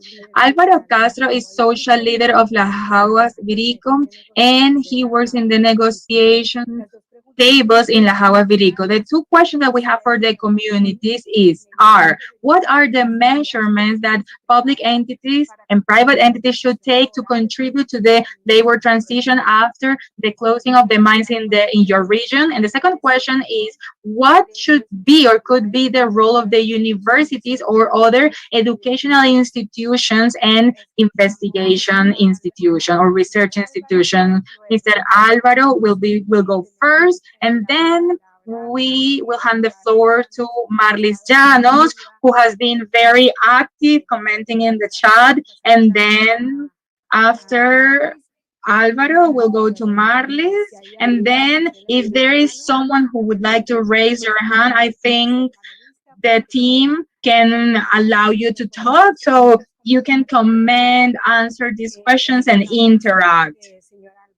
Mr. Alvaro, the floor is yours and welcome. Good morning to everyone. Thank you for the invitation. Professor, before answering your question, I have some doubts because I was listening carefully to all the panelists, and my concern, yeah, my doubt or concern is for Edna, Iris, Jose, and for the first person Johandri was the first person. So the next one. I was reviewing the statistics that they present and they send to us. I am, I don't know if I'm concerned about this. And the question is for Edna. Do you think that we could generate once again activities, agricultural activities within El Paso, Las Aguas municipality, or the place where the mine is located, when the waters that the exploitation of the pits are acid waters, and in the case of these places, we have found in the fish the coal. When we open the fishes, we find coal. And do you think that the flora and fauna can be restored of 75,000 acres of the municipality where there will be a lake of acid waters? Do you think it is possible for the Aguas to be an agricultural part of the department of Cesar? For it is. I know that when we talk about the population to go back to their vocation, we would have to check some topics such as the floating population that went to the municipality and then they already left. We will have to check the municipality plans, but we will have to see where is going to be the investment done because the Hibirico Hawa has three thermal floors. If we talk about hotels and tourism, yeah, maybe it will work. In the case of Magdalena, the Magdalena is it's inside the process because the rail passes through all the municipalities and all the ports. But El Magdalena or Magdalena, it is not affected directly. It is not a coal municipality producer. I'm very concerned about this. For example, for Carolina, in terms of the employments derived by the mining, when you were talking about the contribution and the contributions got retired, of course it is, because around 800 job banks left Las Aguas due to Prodeco. We have to talk that Prodeco already left. The chip inside our minds is that Prodeco is not in the municipality. So we will have to check and review lots of topics. And it's not that we are going to be affected. We are already affected. That is what I want to mention before starting and just leave those questions there so we can be reviewed. For Jose, it is true that the House municipality,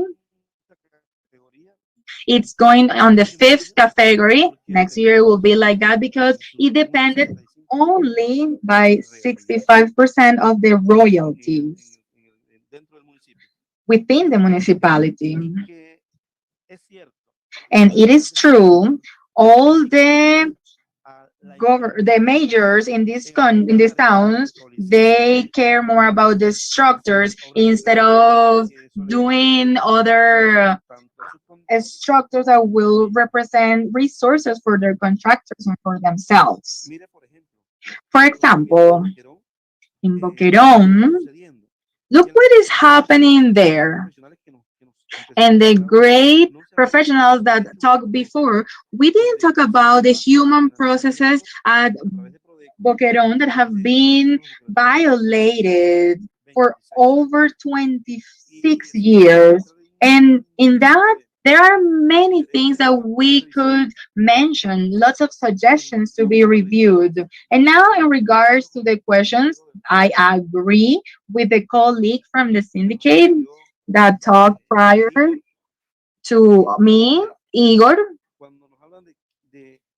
But look, what measures, when you ask, what measures are currently being taken from your role?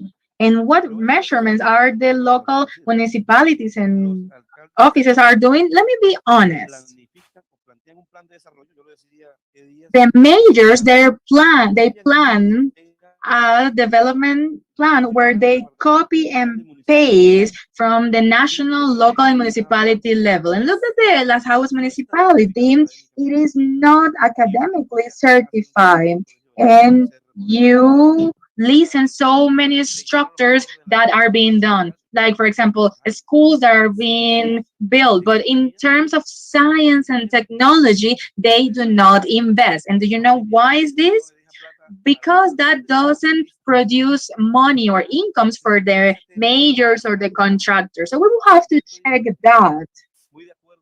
I do not agree with the majors. Sometimes or many times I disagree with them because if the mining or the mine, they see the mining as a power structure in the territories and they know that they have their power as authorities in a political and administrative way in the countries. And I think that they get managed by the mining industry. The vast majority or of the majors do not have a clear position in front of the municipalities. So look at this. If Las Aguas is not certifying education, and if by the government from the municipality there is no certification, how a major, a secretariat of education will, how can they support us?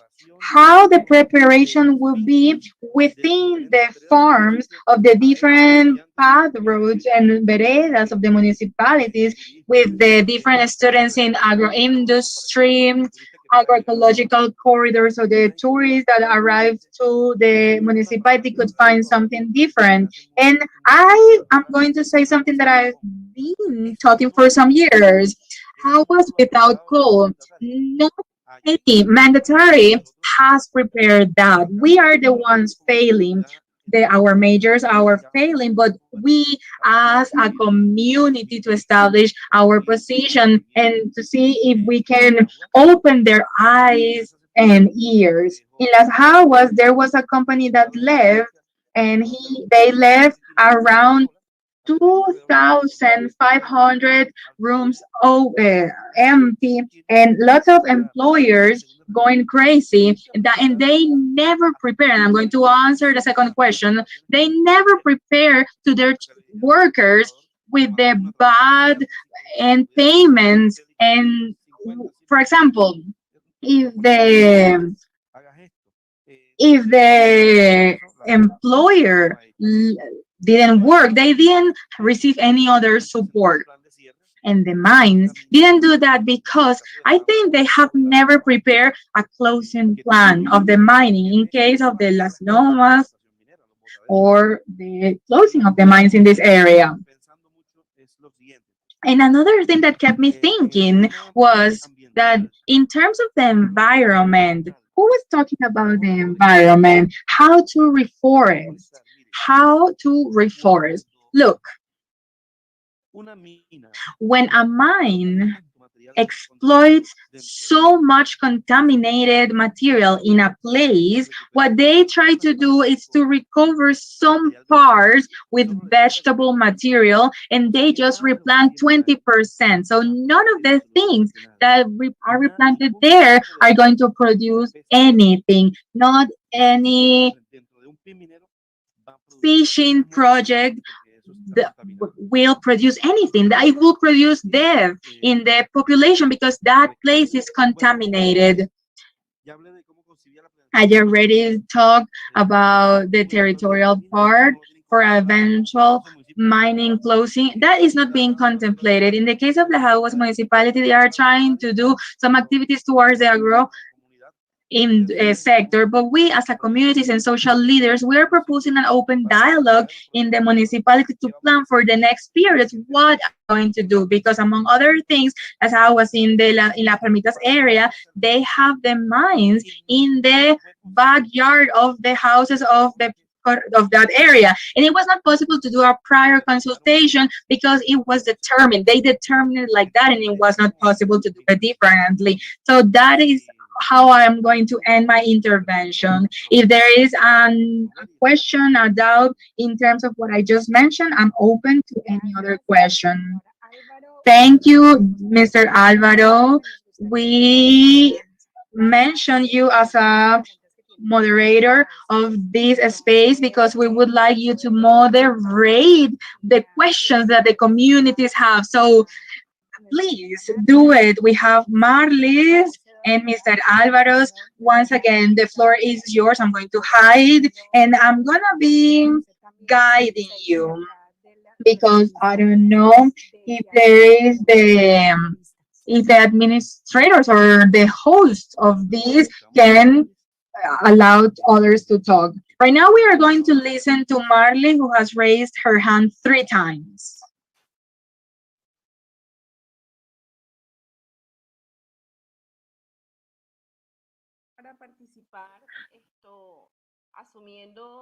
Assuming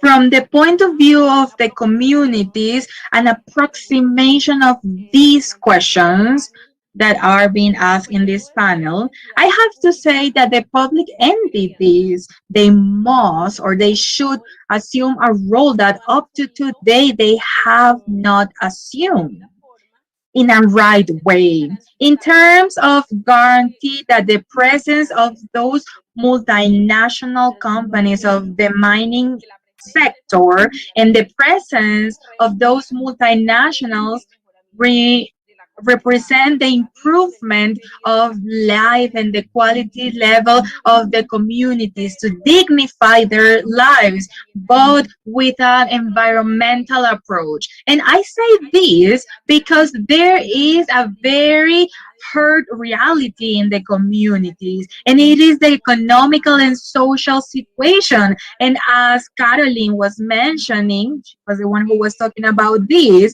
all those incomes and royalties that are being reported annually by the multinationals, such as the national and local governments also report, that are generated by the extractive activities, it does not have a social translation.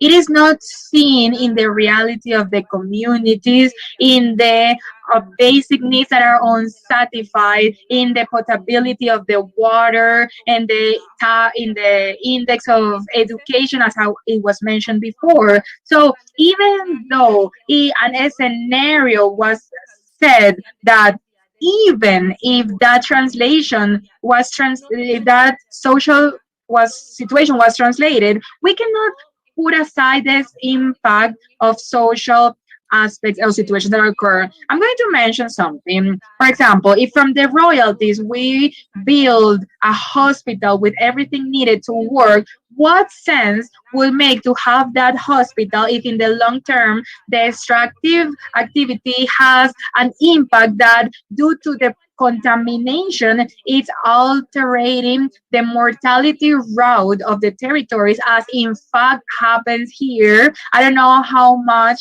this has been a study. I always say that it needs more study, and in fact, I know some studies that NGOs have done, but not from the public sector in the right way. So, if this alteration exists in terms of the morbid mortality road exists caused by the extractive activity. The extractive activity is the one that is getting people sick. And building that hospital in terms of those royalties, there is a counter sense that from the public sector should be measured in a reasonable way to see and balance in a better way these incomes that are being used in social programs. And in the long term, what they are doing is sending an invoice that is affecting the health life quality, because if we don't have health, we don't have life quality in terms of life by itself, and also in terms of the population who are part of that sector that works there, and also the population that works in the areas of the extractive sector. So public sector has a depth with the communities in terms of value that point. So, but in this case, we cannot say that they are complying to improve the life quality of people that are being affected with the environmental impact. This is a problematic situation, very very deep, because besides these social index uh, are not only there since the proposal started, we not only say that the poverty remains, but the levels of poverty, we see that they increase with time. And right now, in this historical moment, the pandemic moment we are living, we cannot say that the situation of the Cesar department is one of the worst in terms of life quality of poverty due to the pandemic.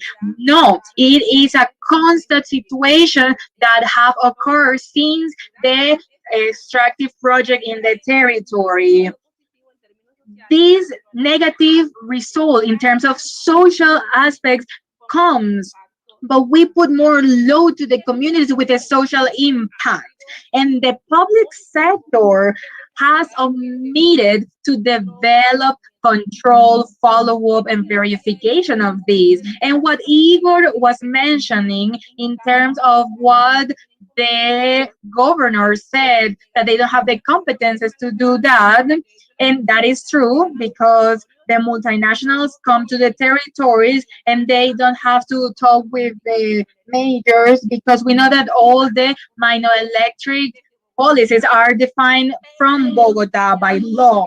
But there is something that our governors seems to forget. Our local governors seem to forget, in which the environmental corporations are part, and is that legally they not only have faculties, but they also have duties. And in terms of the environment, there are some instruments and keys from where they have to do this verification of the environmental aspects. And the communities are orphan of this environmental control. And not, let's not talk about sanctions, among other things, from the norms in terms in, for example, there are sanctions. The sanctions are just minimum in comparison to all the money that this type of activities move. So the communities are orphan of this control, this follow up, and the corporations need to do.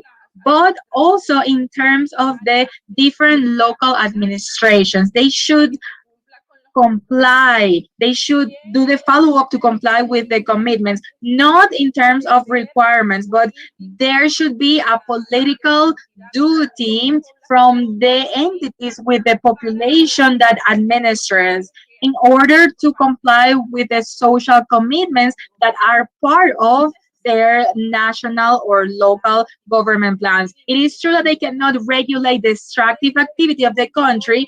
They can do a control and a follow up, that in case of a closing of the mine, they should be on the side of the communities and workers to guarantee the compliance of those contractual commitments and legal commitments.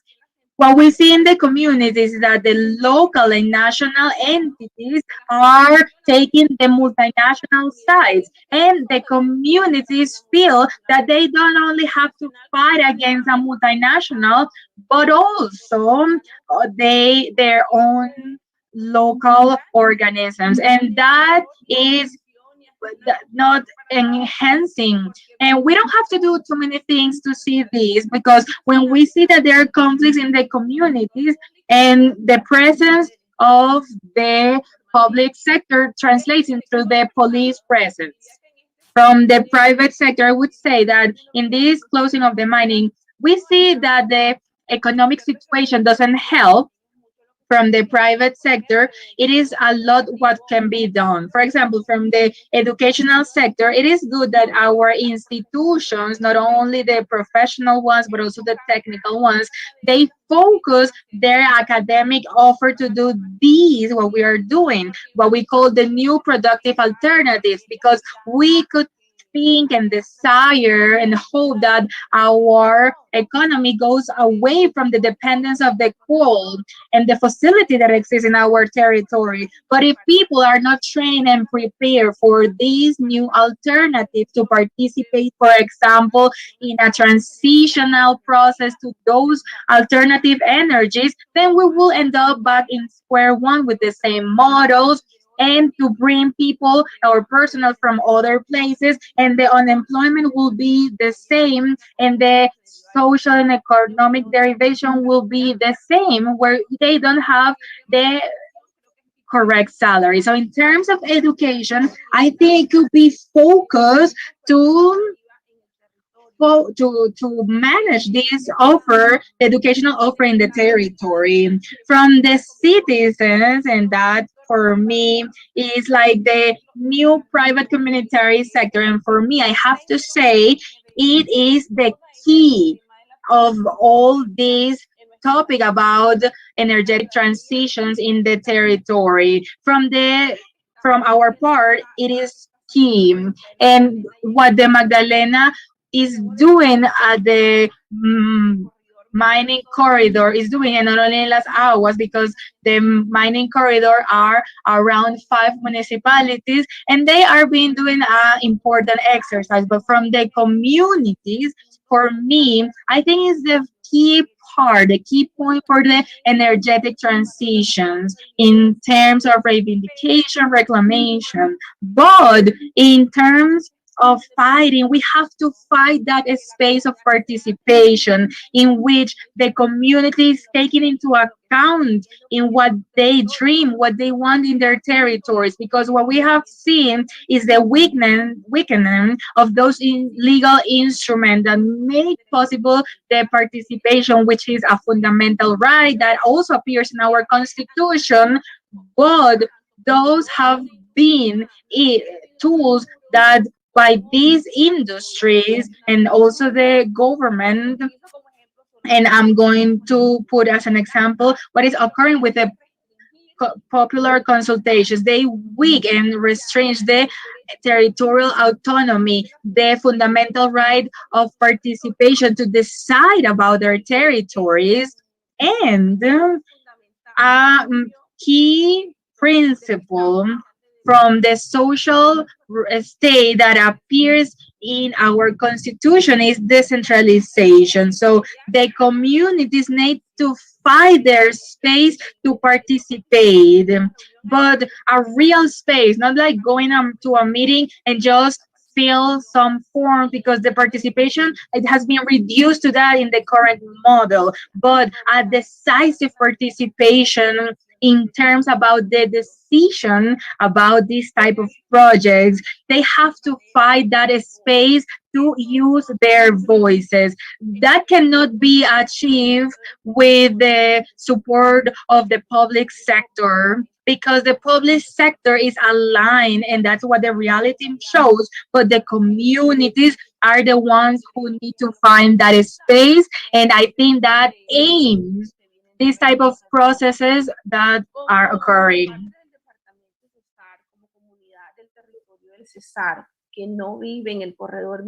That is not in the mining corridor.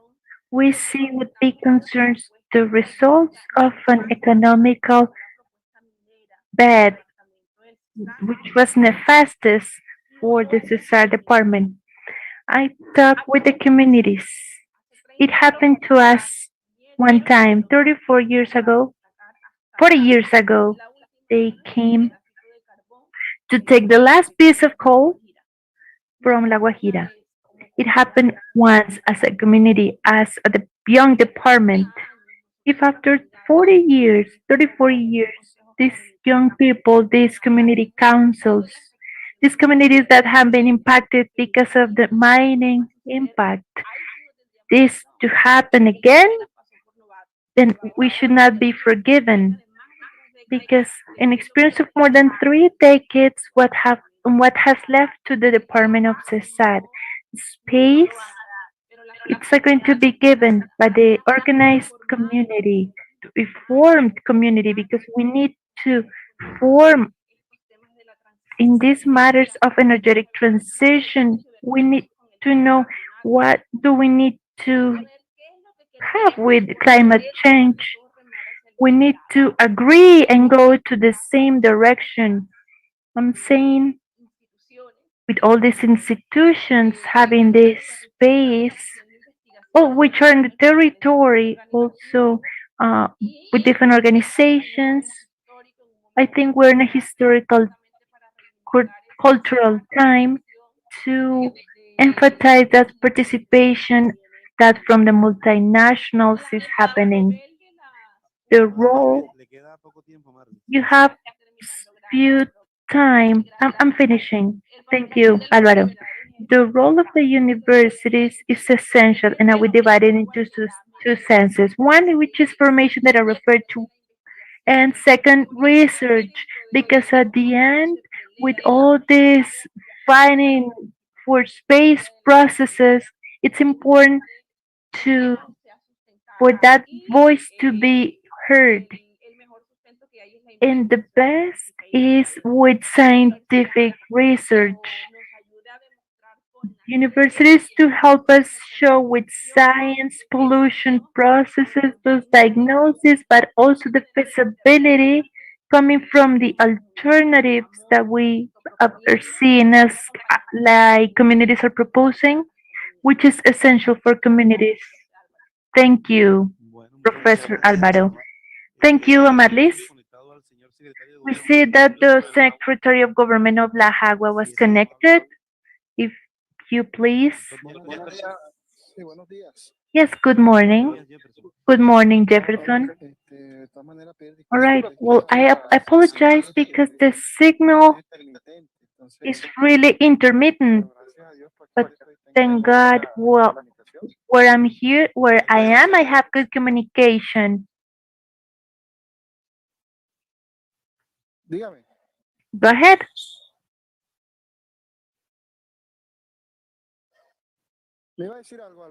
Were you going to say something? Mr. Alvaro, you are in silent. Basically, the institutions and people that are directing this conversatory, this dialogue, have two questions for the municipality of La Jagua. The first one for the municipality is how do you consider territorial planning for an eventual mining closures? And the second, which measures are you taking currently from your roles to generate opportunities of employment before an eventual mine closure? All right. Well, first of all, good morning to all participants. First of all, to thank God for the opportunity. Have a warm hug from our mayor's office. Well, the first question in regards to these 2 last years in the municipality of La Jagua has been really difficult. First, because of the pandemics. Second, with the closure matter of these important mines that somehow what is CDJ and Prodeco that helped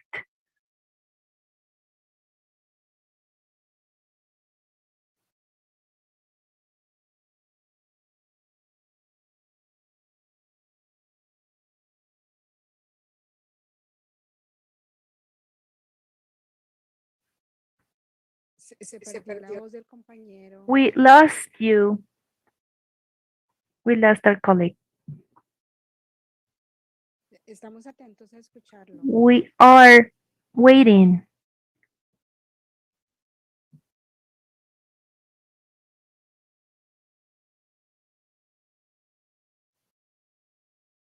Jefferson.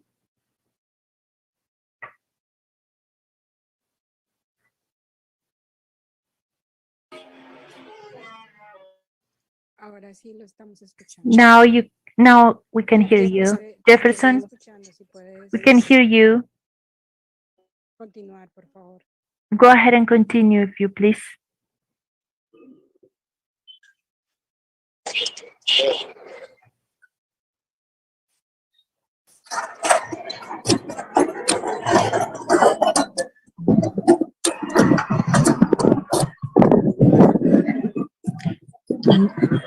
Bueno, no sé qué hacemos, All señor right. Álvarez. I don't know what to do, Mr. Alvaro.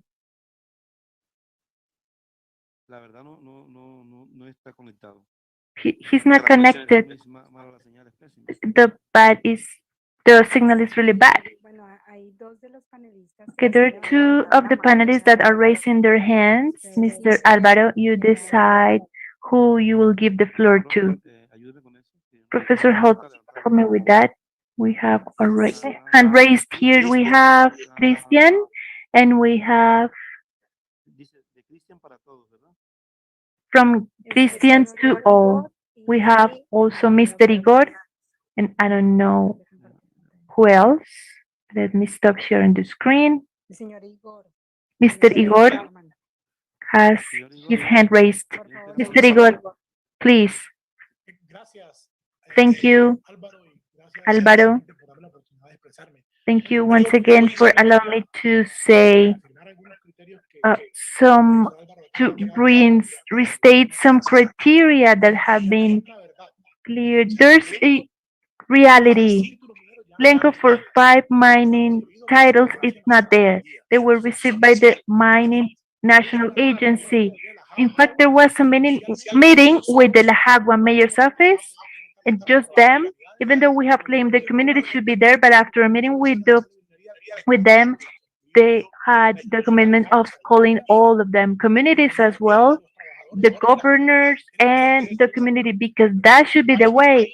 But that is where you find legal relationships because the agency says that out of the 5 titles, for 2 they should not respond anything or giving back any inventory or to say anything. They're going to do it as an agency because as an institution from the government, they need to do it. But there's something that we need that should bring our attention here. And those 2 titles that were not working apparently because of not enough coal, Prodeco will not give it back. There's a big question for the CESAD Institutional Mayor's Office of La Jagua.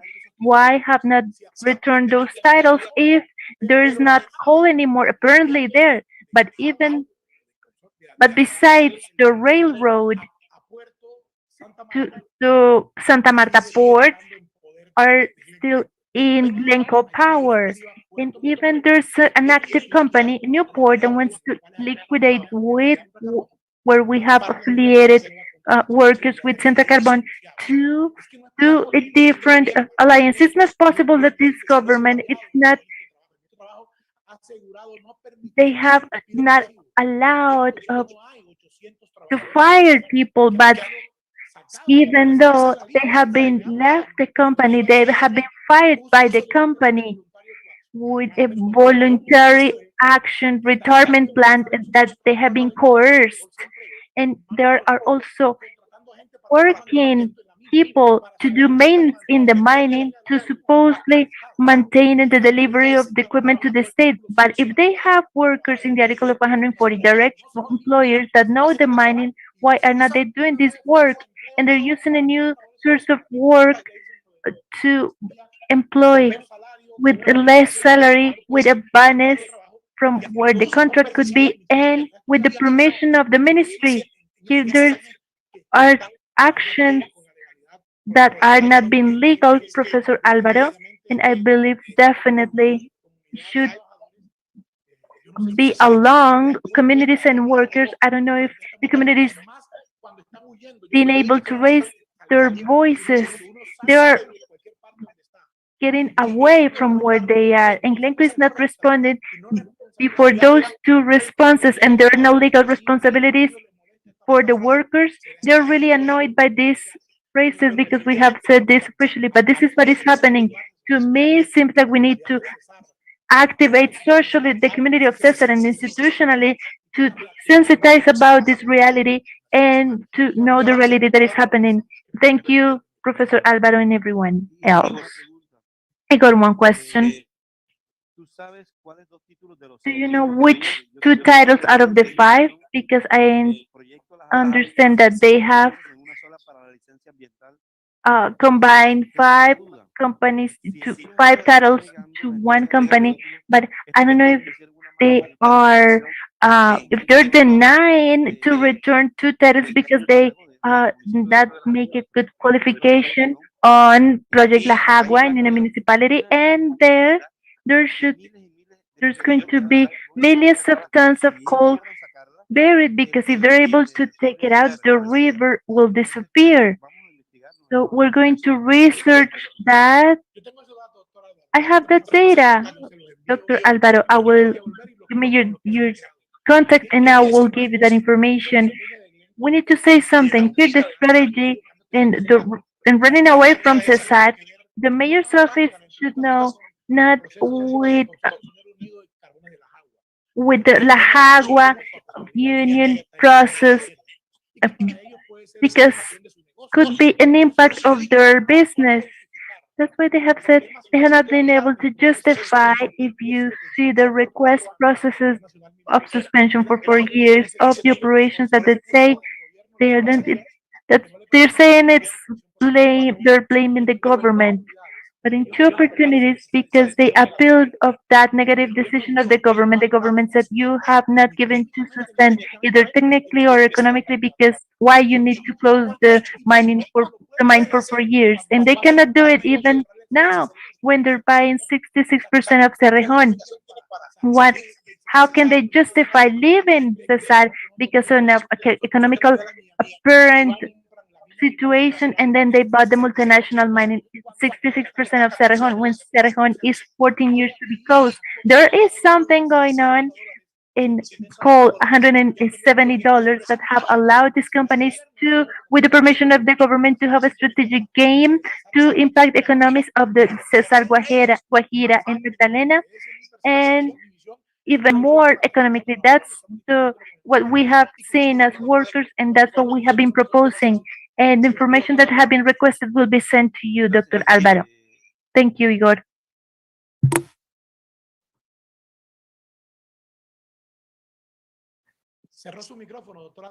You are in silent, Mr. Alvaro. The mayor's office, La Jagua, is raising the hand already.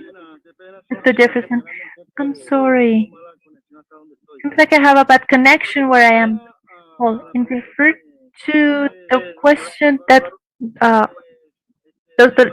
Uh, Igor is saying, at the beginning, at the closing of this important mine, those are situations that have impacted the pocket of the communities as well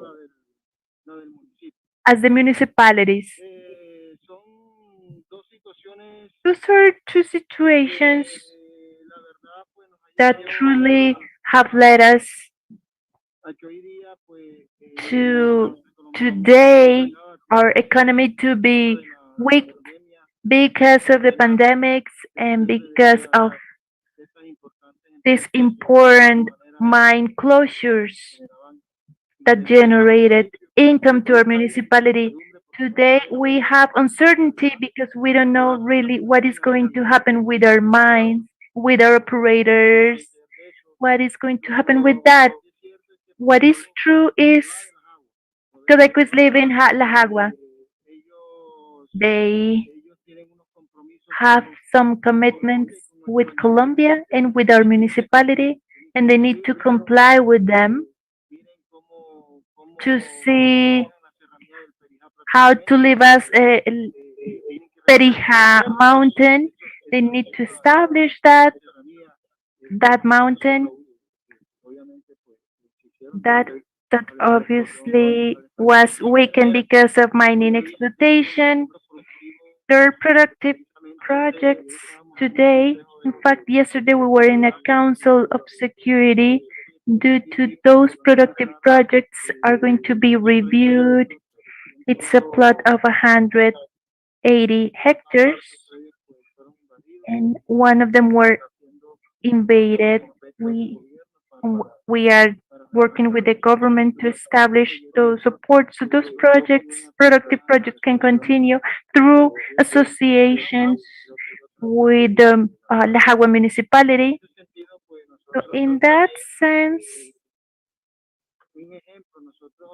an example, the unemployment of our municipality is really big. The only source of employment was the municipality administration. Today, as you can see, most of young people, young between 8 to 40 years, were focused on studying technical studies, welding, maintenance of stations, and we have all these workers in the municipality in the mining corridors really doing nothing. So we as government, the mayor is facing many productive projects in the agricultural area, having trying to make the municipality what it used to be. Unfortunately, today it's really sad to see that the workforce needs to be sent from other municipalities because mining also left that to a person that made a curse to be a truck driver will go to the mine. So we are also trying to grow coffee and different products, also cattle sheep. So this way we can go back and dynamize economy and promote job again. In the municipality, what we have is coffee collection. Obviously, right now, this is going to generate some possible employments in Perijá Highland and some important income to establish their economies. About this that I'm commenting, the difficulty that we have with these mines is a lot of families that were uh, focusing on restaurants, laundry. These type of people have also been impacted because of this crisis of mine closure companies. It's like a brief uh, talk of so many things that we have had. The mayor has gone to Bogota several times and have met with ANLA looking for solutions, looking for trying to see for the national government to help us, to support us in some uh, decisions that the mine company was doing, but I don't know really what happened or what is going on because these companies are still eager to live and they have organized to leave our municipality. And that way we are expecting operators. The environmental impact of the municipalities is strong. To put an example, in the last years, the municipality closed exploitations close to La Jagua municipality for 5 years. It used to rain, but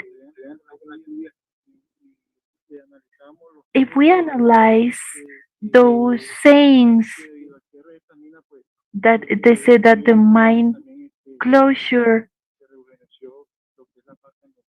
also refresh this. So in that sense, we are aware.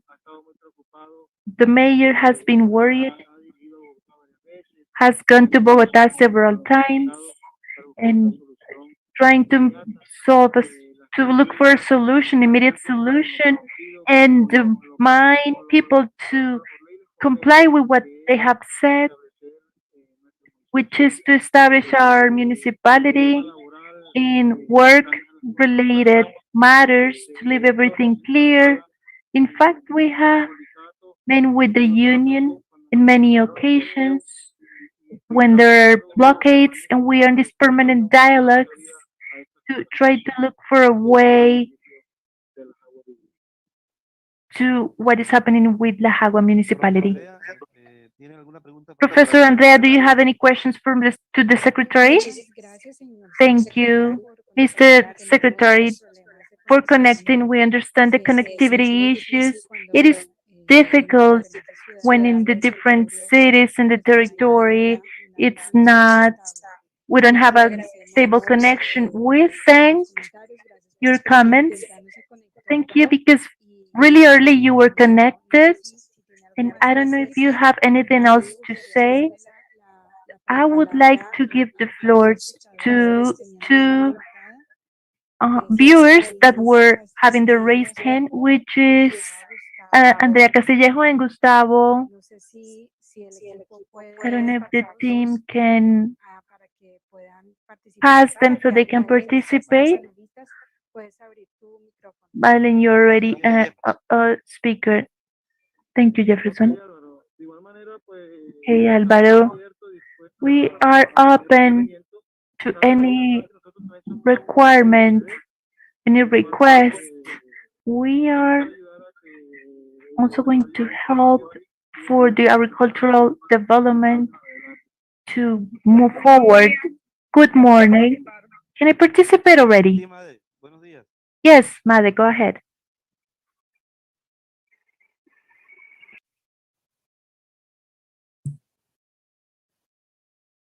Madeleine,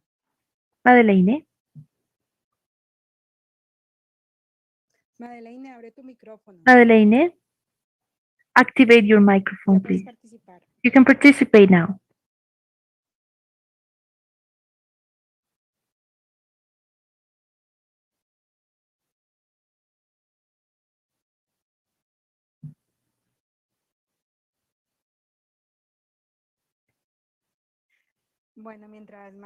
Okay, while Madeleine activates the microphone, we have several questions in the chat for the researchers. Well, Madeleine can comment to us briefly the comments and questions that she has. Good morning to everyone, colleagues. Listening to the conversatory that we have had from the beginning, I would like to explain even more the situation that the CESAR department is living, having in mind what I'm going to tell you. Our department, CESAR department, the researchers of the university were talking about a percentage at a departmental level. I would like to make a test at a municipality level about the influence of the mining corridor municipalities because the mining get to the territory 30 years ago, and it just it's doing the same as when they arrived without any explanations. So for example, the what they were talking in regards that has to do with mining. Mining came to our department 30 years ago. They did not tell us, they did not explain, they did not train us at that time where when we saw, when we realized we had the municipality full of people from outside because we didn't have any trained people, and now that we are trained, what happens? That this percentage of the ones that the girl was saying at the beginning are hired by mining companies, and not at 100% of it should be. That's why we see the problems with employment that we have in mining corridors, which is high. Because what happens is the mining companies say that they had 80 or 90% of diverse hired workforce. Obviously, but it's not from our territory. They're coming from other parts of the country. And we as a territory in the influence area, they're just giving us pollution and a high percentage of insecurity, which is at a corridor level. Even though at a national level, the corridor level is even more because we receive people from all the country. We have people from all other parts of the country that are looking for a job solution, and as a habit, now we have more poverty, also drug problems. So it's sad to see that Prodeco company they didn't even make a closure plan as it is. They are just returning their mining sector. So who is going to take the responsibility with the community? Because well, our rivers they invaded our lands, they displaced our farmers, and now they're living as Poncho Pilares did. This is what Prodec is doing right now. Because in any time they have tell us about any closure plan, because that includes social responsibility commitments which the which Prodeco company are weakening with this title returnment, because the closure plan of mining titles in any time Prodeco is returning or closing mining exploitation in CESA department, they are returning the mining titles which are going to be in hands of another institution, and obviously they will be handing out to another company that will go and extract coal.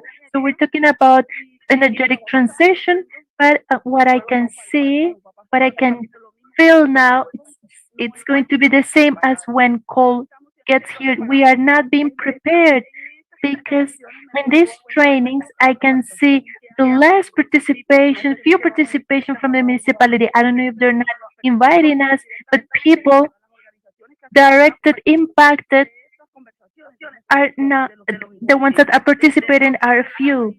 Even on the municipality of La Jagua, there are two or three people, and he were representing organizations. And I did not remember anyone, neither from Busconia. So the influence area of us, which is the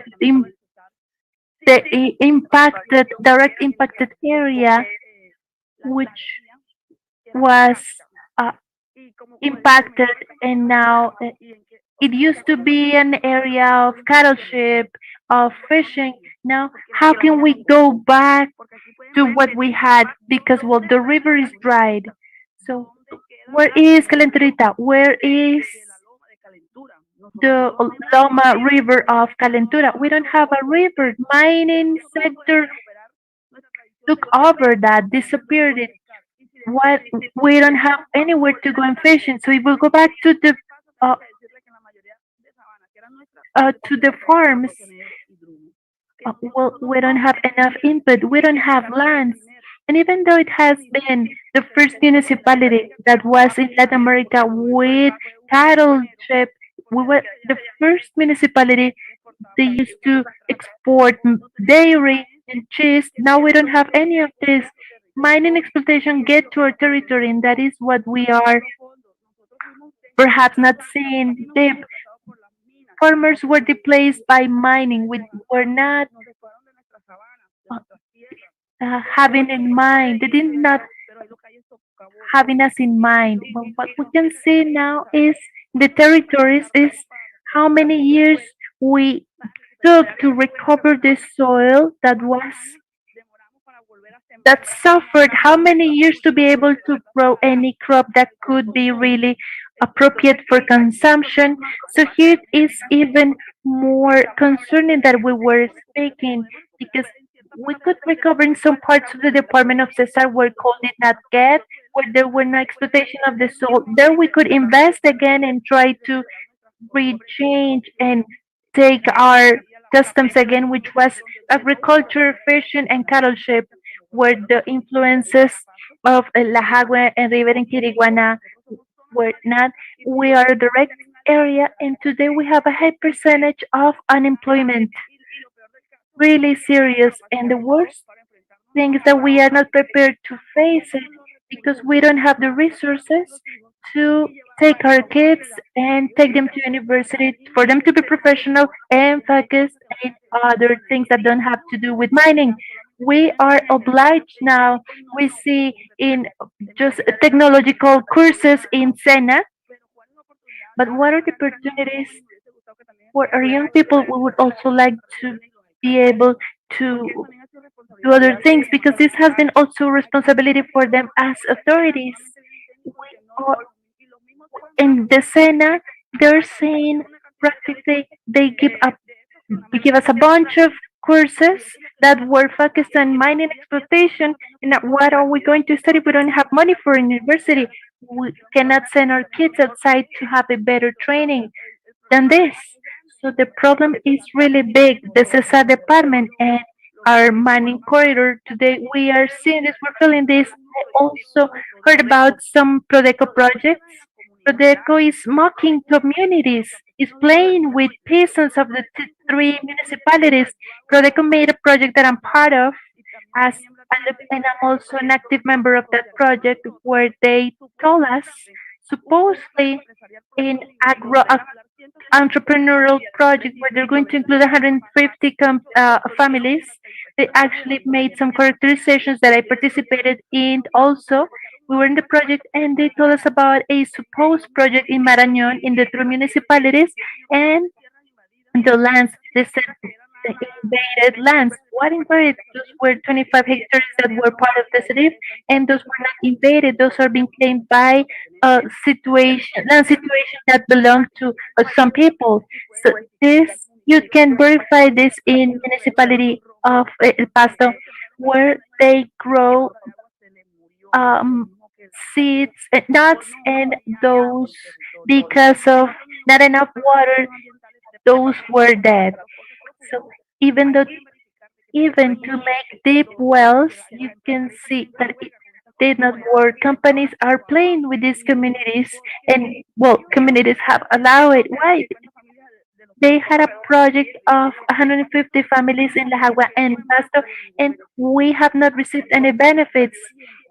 We have lost our time for 3 years in training, and we are marked now by Prodeco company because this project that they think as they tell us and they say that it's wonderful. You can verify that it we have a dry soil, and this is a, just a few people that are part of this project that have been benefit with their work staff that go and have been have had a minimum wage for 3 months. But this project, and the three municipalities is also responsibility of the three municipalities because they signed an agreement with Prodeco and they're not doing a follow up.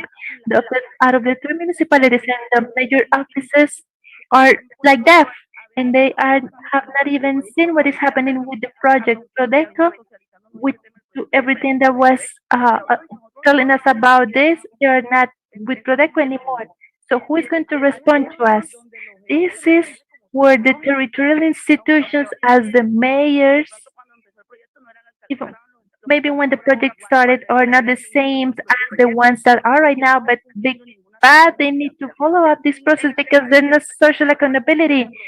And about Prodeco company, when they were here in the territory, exploring coal, they were helping in other villages of La Jagua, even though there were associations, the productive project and some other things. But they talk about this seed capital that what they are giving right now, that I know perfectly, that they did in the Valledupar department is we need to verify if what they're saying is the reality. We need to go to the territory and put people and investigate if what they are saying, what they are giving in the territory is real, because it's also a project that is not really helping. Some families receive 400,000 pesos, other inputs another 900,000, other 2 million. And what I know is So we do not see that wonderful project that Astrodeco is saying. I'm part of it. I'm a beneficiary of this project where practically they are mocking us and we have not counted with the representation of any of the three mayors because they are guarantors, but they have not gone and overseen that Prodeco is delivering. So we have been mocked, but it's an impact to our lives in a project that has failed. That's what has happened in the reality of society in our territory. That's the reality that the world doesn't know. That the government is blind and it are not making these companies to respond. And we have the same poverty, the high percentage of uh, drug addiction. You can see and feel it for yourself. You can go to our territories and you will see what is the reality within society. That maybe we don't have the studies, maybe, but it's worse than the reality. The reality is worse than what you think. We need to have a follow up with us, the leaders, and to see the reality, which is not what it's being shown. Thank you, Madeleine. Thank you. Thank you for your wonderful explanation, your arguments. Of course, that Magdalena University will go to the territory. And what I want to say, or I want to open this space. We have 10 minutes left and 3 minutes to talk with final information. I would like to hand the floor to the researchers. They have a lot of questions, but as a way to wrap up, what are the final thoughts of the for the researchers? What is the message from this dialogue? We have heard Madeleine, we have listened to the majors, the people from the syndicates. What is the final message from this dialogue and what can we move forward? I'm going to ask everybody to just spend 2 minutes talking first. Professor Edna, just to close this event, only 10 minutes. Thank you, Andrea. Can you hear me?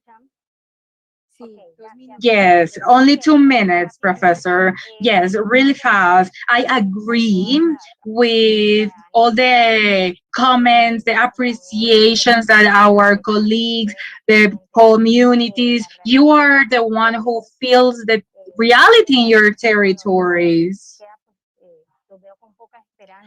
I see you with lack of hope, but I would say, come on, let's encourage ourselves. We have to think proactively. We know the problems of the territories. As Professor Andrea said, we are going to visit the territories. We have done that as researchers, specifically Andrea and myself, Mr. Alvaro. We know that in Magdalena there are no mines, but they integrate all the mining operations with their rail and port operations. But very briefly, we also know that we are far from the energetic transitions.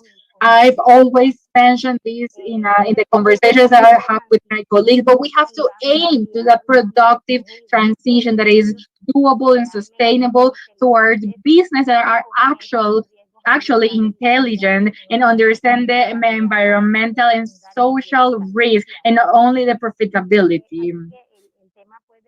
So, in terms of the contamination and the consequences of the mining, we know about them and we have a long way to transit as communities and universities, but especially we have to ask the local and national governments and sit down with the companies and the communities, the universities, and only in that way is that how we are going to define that vocation. Somebody asked, what is vocation? Very briefly, economic vocation comprehends the activities that are in a territory in an ancestral way and allows a natural agglomeration of those companies and those knowledge and the business tissue of the territory of the companies that already exist and not imported activities. Today, with science, technology, and innovation, in, along with these definition, they provide benefits. So we have to revise in a dialogue what is the social, business, and environmental plan, what is adequate for the territory. And specifically, we have to talk about the informality in all the sectors. And one last word, and to our young population, we have to train them as leaders, research, academic research. And Madeline, you are right. We have to invest in training the human talent and organize incubators and business monitors in the region. Thank you. Thank you, Professor Edna. Now we are going to listen to researcher Iris and then Jose. As my final reflection after this dialogue, I see that the capabilities and skills that each worker has, workers from the mining companies, they should be taken into advantages in the different projects. And this is a call for the local entities to support those people and support specifically the younger one in the training and education. That will be my final word for this dialogue. Thank you, Iris. Jose? Hello, thank you, Andre. Well, final words or my final thoughts, reflecting about what we have talked about here, I think it is really important to bear in mind that within the development plans in our municipalities, we have the capability to influence. There are some tables, consultation tables, when these plans are being concerted at the beginning. We as citizens, we have to take into account that we need to see indicators, products, and terms of just transitions in this area. For example, work reconversion, environmental remediation, and for example, we have La Jaguas a major, and it seems that this mining, in case of Cerrejón, they have sent a draft of the closing plan. Where is that draft? And this type of decisions, energetic transitions, are political decisions, and there needs to be a strong leadership from the government. We need it to continue growing. And in terms of science, technology, and innovation, two things that I would like to say is that we need a study of the ecosystemic services of our territory. We need to understand them, what they consist of, and how can we take advantage of them. And we have the advantage that our indigenous Afro communities know very well these services, but we need to be able to visualize them and be more sensitive to see, to understand what this means for the development of the territories. I will stop right there, Andrea. Thank you, Jose. We have Alvaro who asked for a minute. Yes, Professor. Look, something that we have to recognize from Magdalena University and from Professor Andrea in the energetic transition hotbed of research is that I particularly, in the La Juagua territory, we have started with them a process for over 2 years. I don't know if they have been there for 5 years, but from Magdalena Department, they have come to empower themselves to see how they can help and support the community. So from the academy, you that are the experts, come to the territory, help us to build so we as a communities can be more influential in the next development plans, as Jose just mentioned. Today, I want to recognize to you, Professor, the leadership, the capability that you have with your group of students and professionals. So we hope for you to come to La Jaguas. And I insist of what I said the other day. We were we didn't trust people because people from other countries used to come. But now with you, we have built a relationship and we have go deep into those different topics. So, Professor, we are here to help, to serve. So, the Hawa municipality will be a sustainable municipality without coal. Thank you, Mr. Alvaro. Thank you. And thanks to all the panelists for your participation and for being here, sharing, dialoguing. I really enjoy listening to all of you, to the researchers, the syndicalists, the researchers from Elisa, Jose, the employment team from Magdalena University, Professor Edna, Iris, Caroline, Johandris, and all the secretaries of the office, the mayor's office. Thank you very much for joining us today. And remember that tomorrow we are going to have a dialogue in terms of agroecology and transition, the opportunity for agroecology. We have to continue discussing. We are in the Sustainability Transitions Month. This is a series of events by projects there in the chat.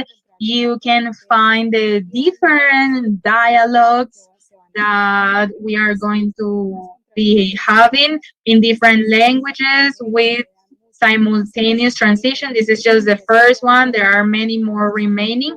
And these dialogues are coordinated by different universities that are partners with Tragics. Thank you very much for the interpreters who have helped us to translate all these into English so people in other countries can listen to it, and especially in the universities that are allies with Tragics. We want to thank Camilo, who is the coordinator of the dialogue, and we also want to thank Lorena Lopez, the coordinator of the hotbed of research, who has been in charge of the communication part.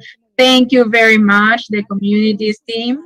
Oh, and we are going to finish with this. I think it's a nice ending. All them relate or the ideas, the main ideas of this dialogue. Thank you very much to everyone. Gracias por la invitación. Buena tarde para todos. También. Feliz almuerzo. Thank you and have a good day.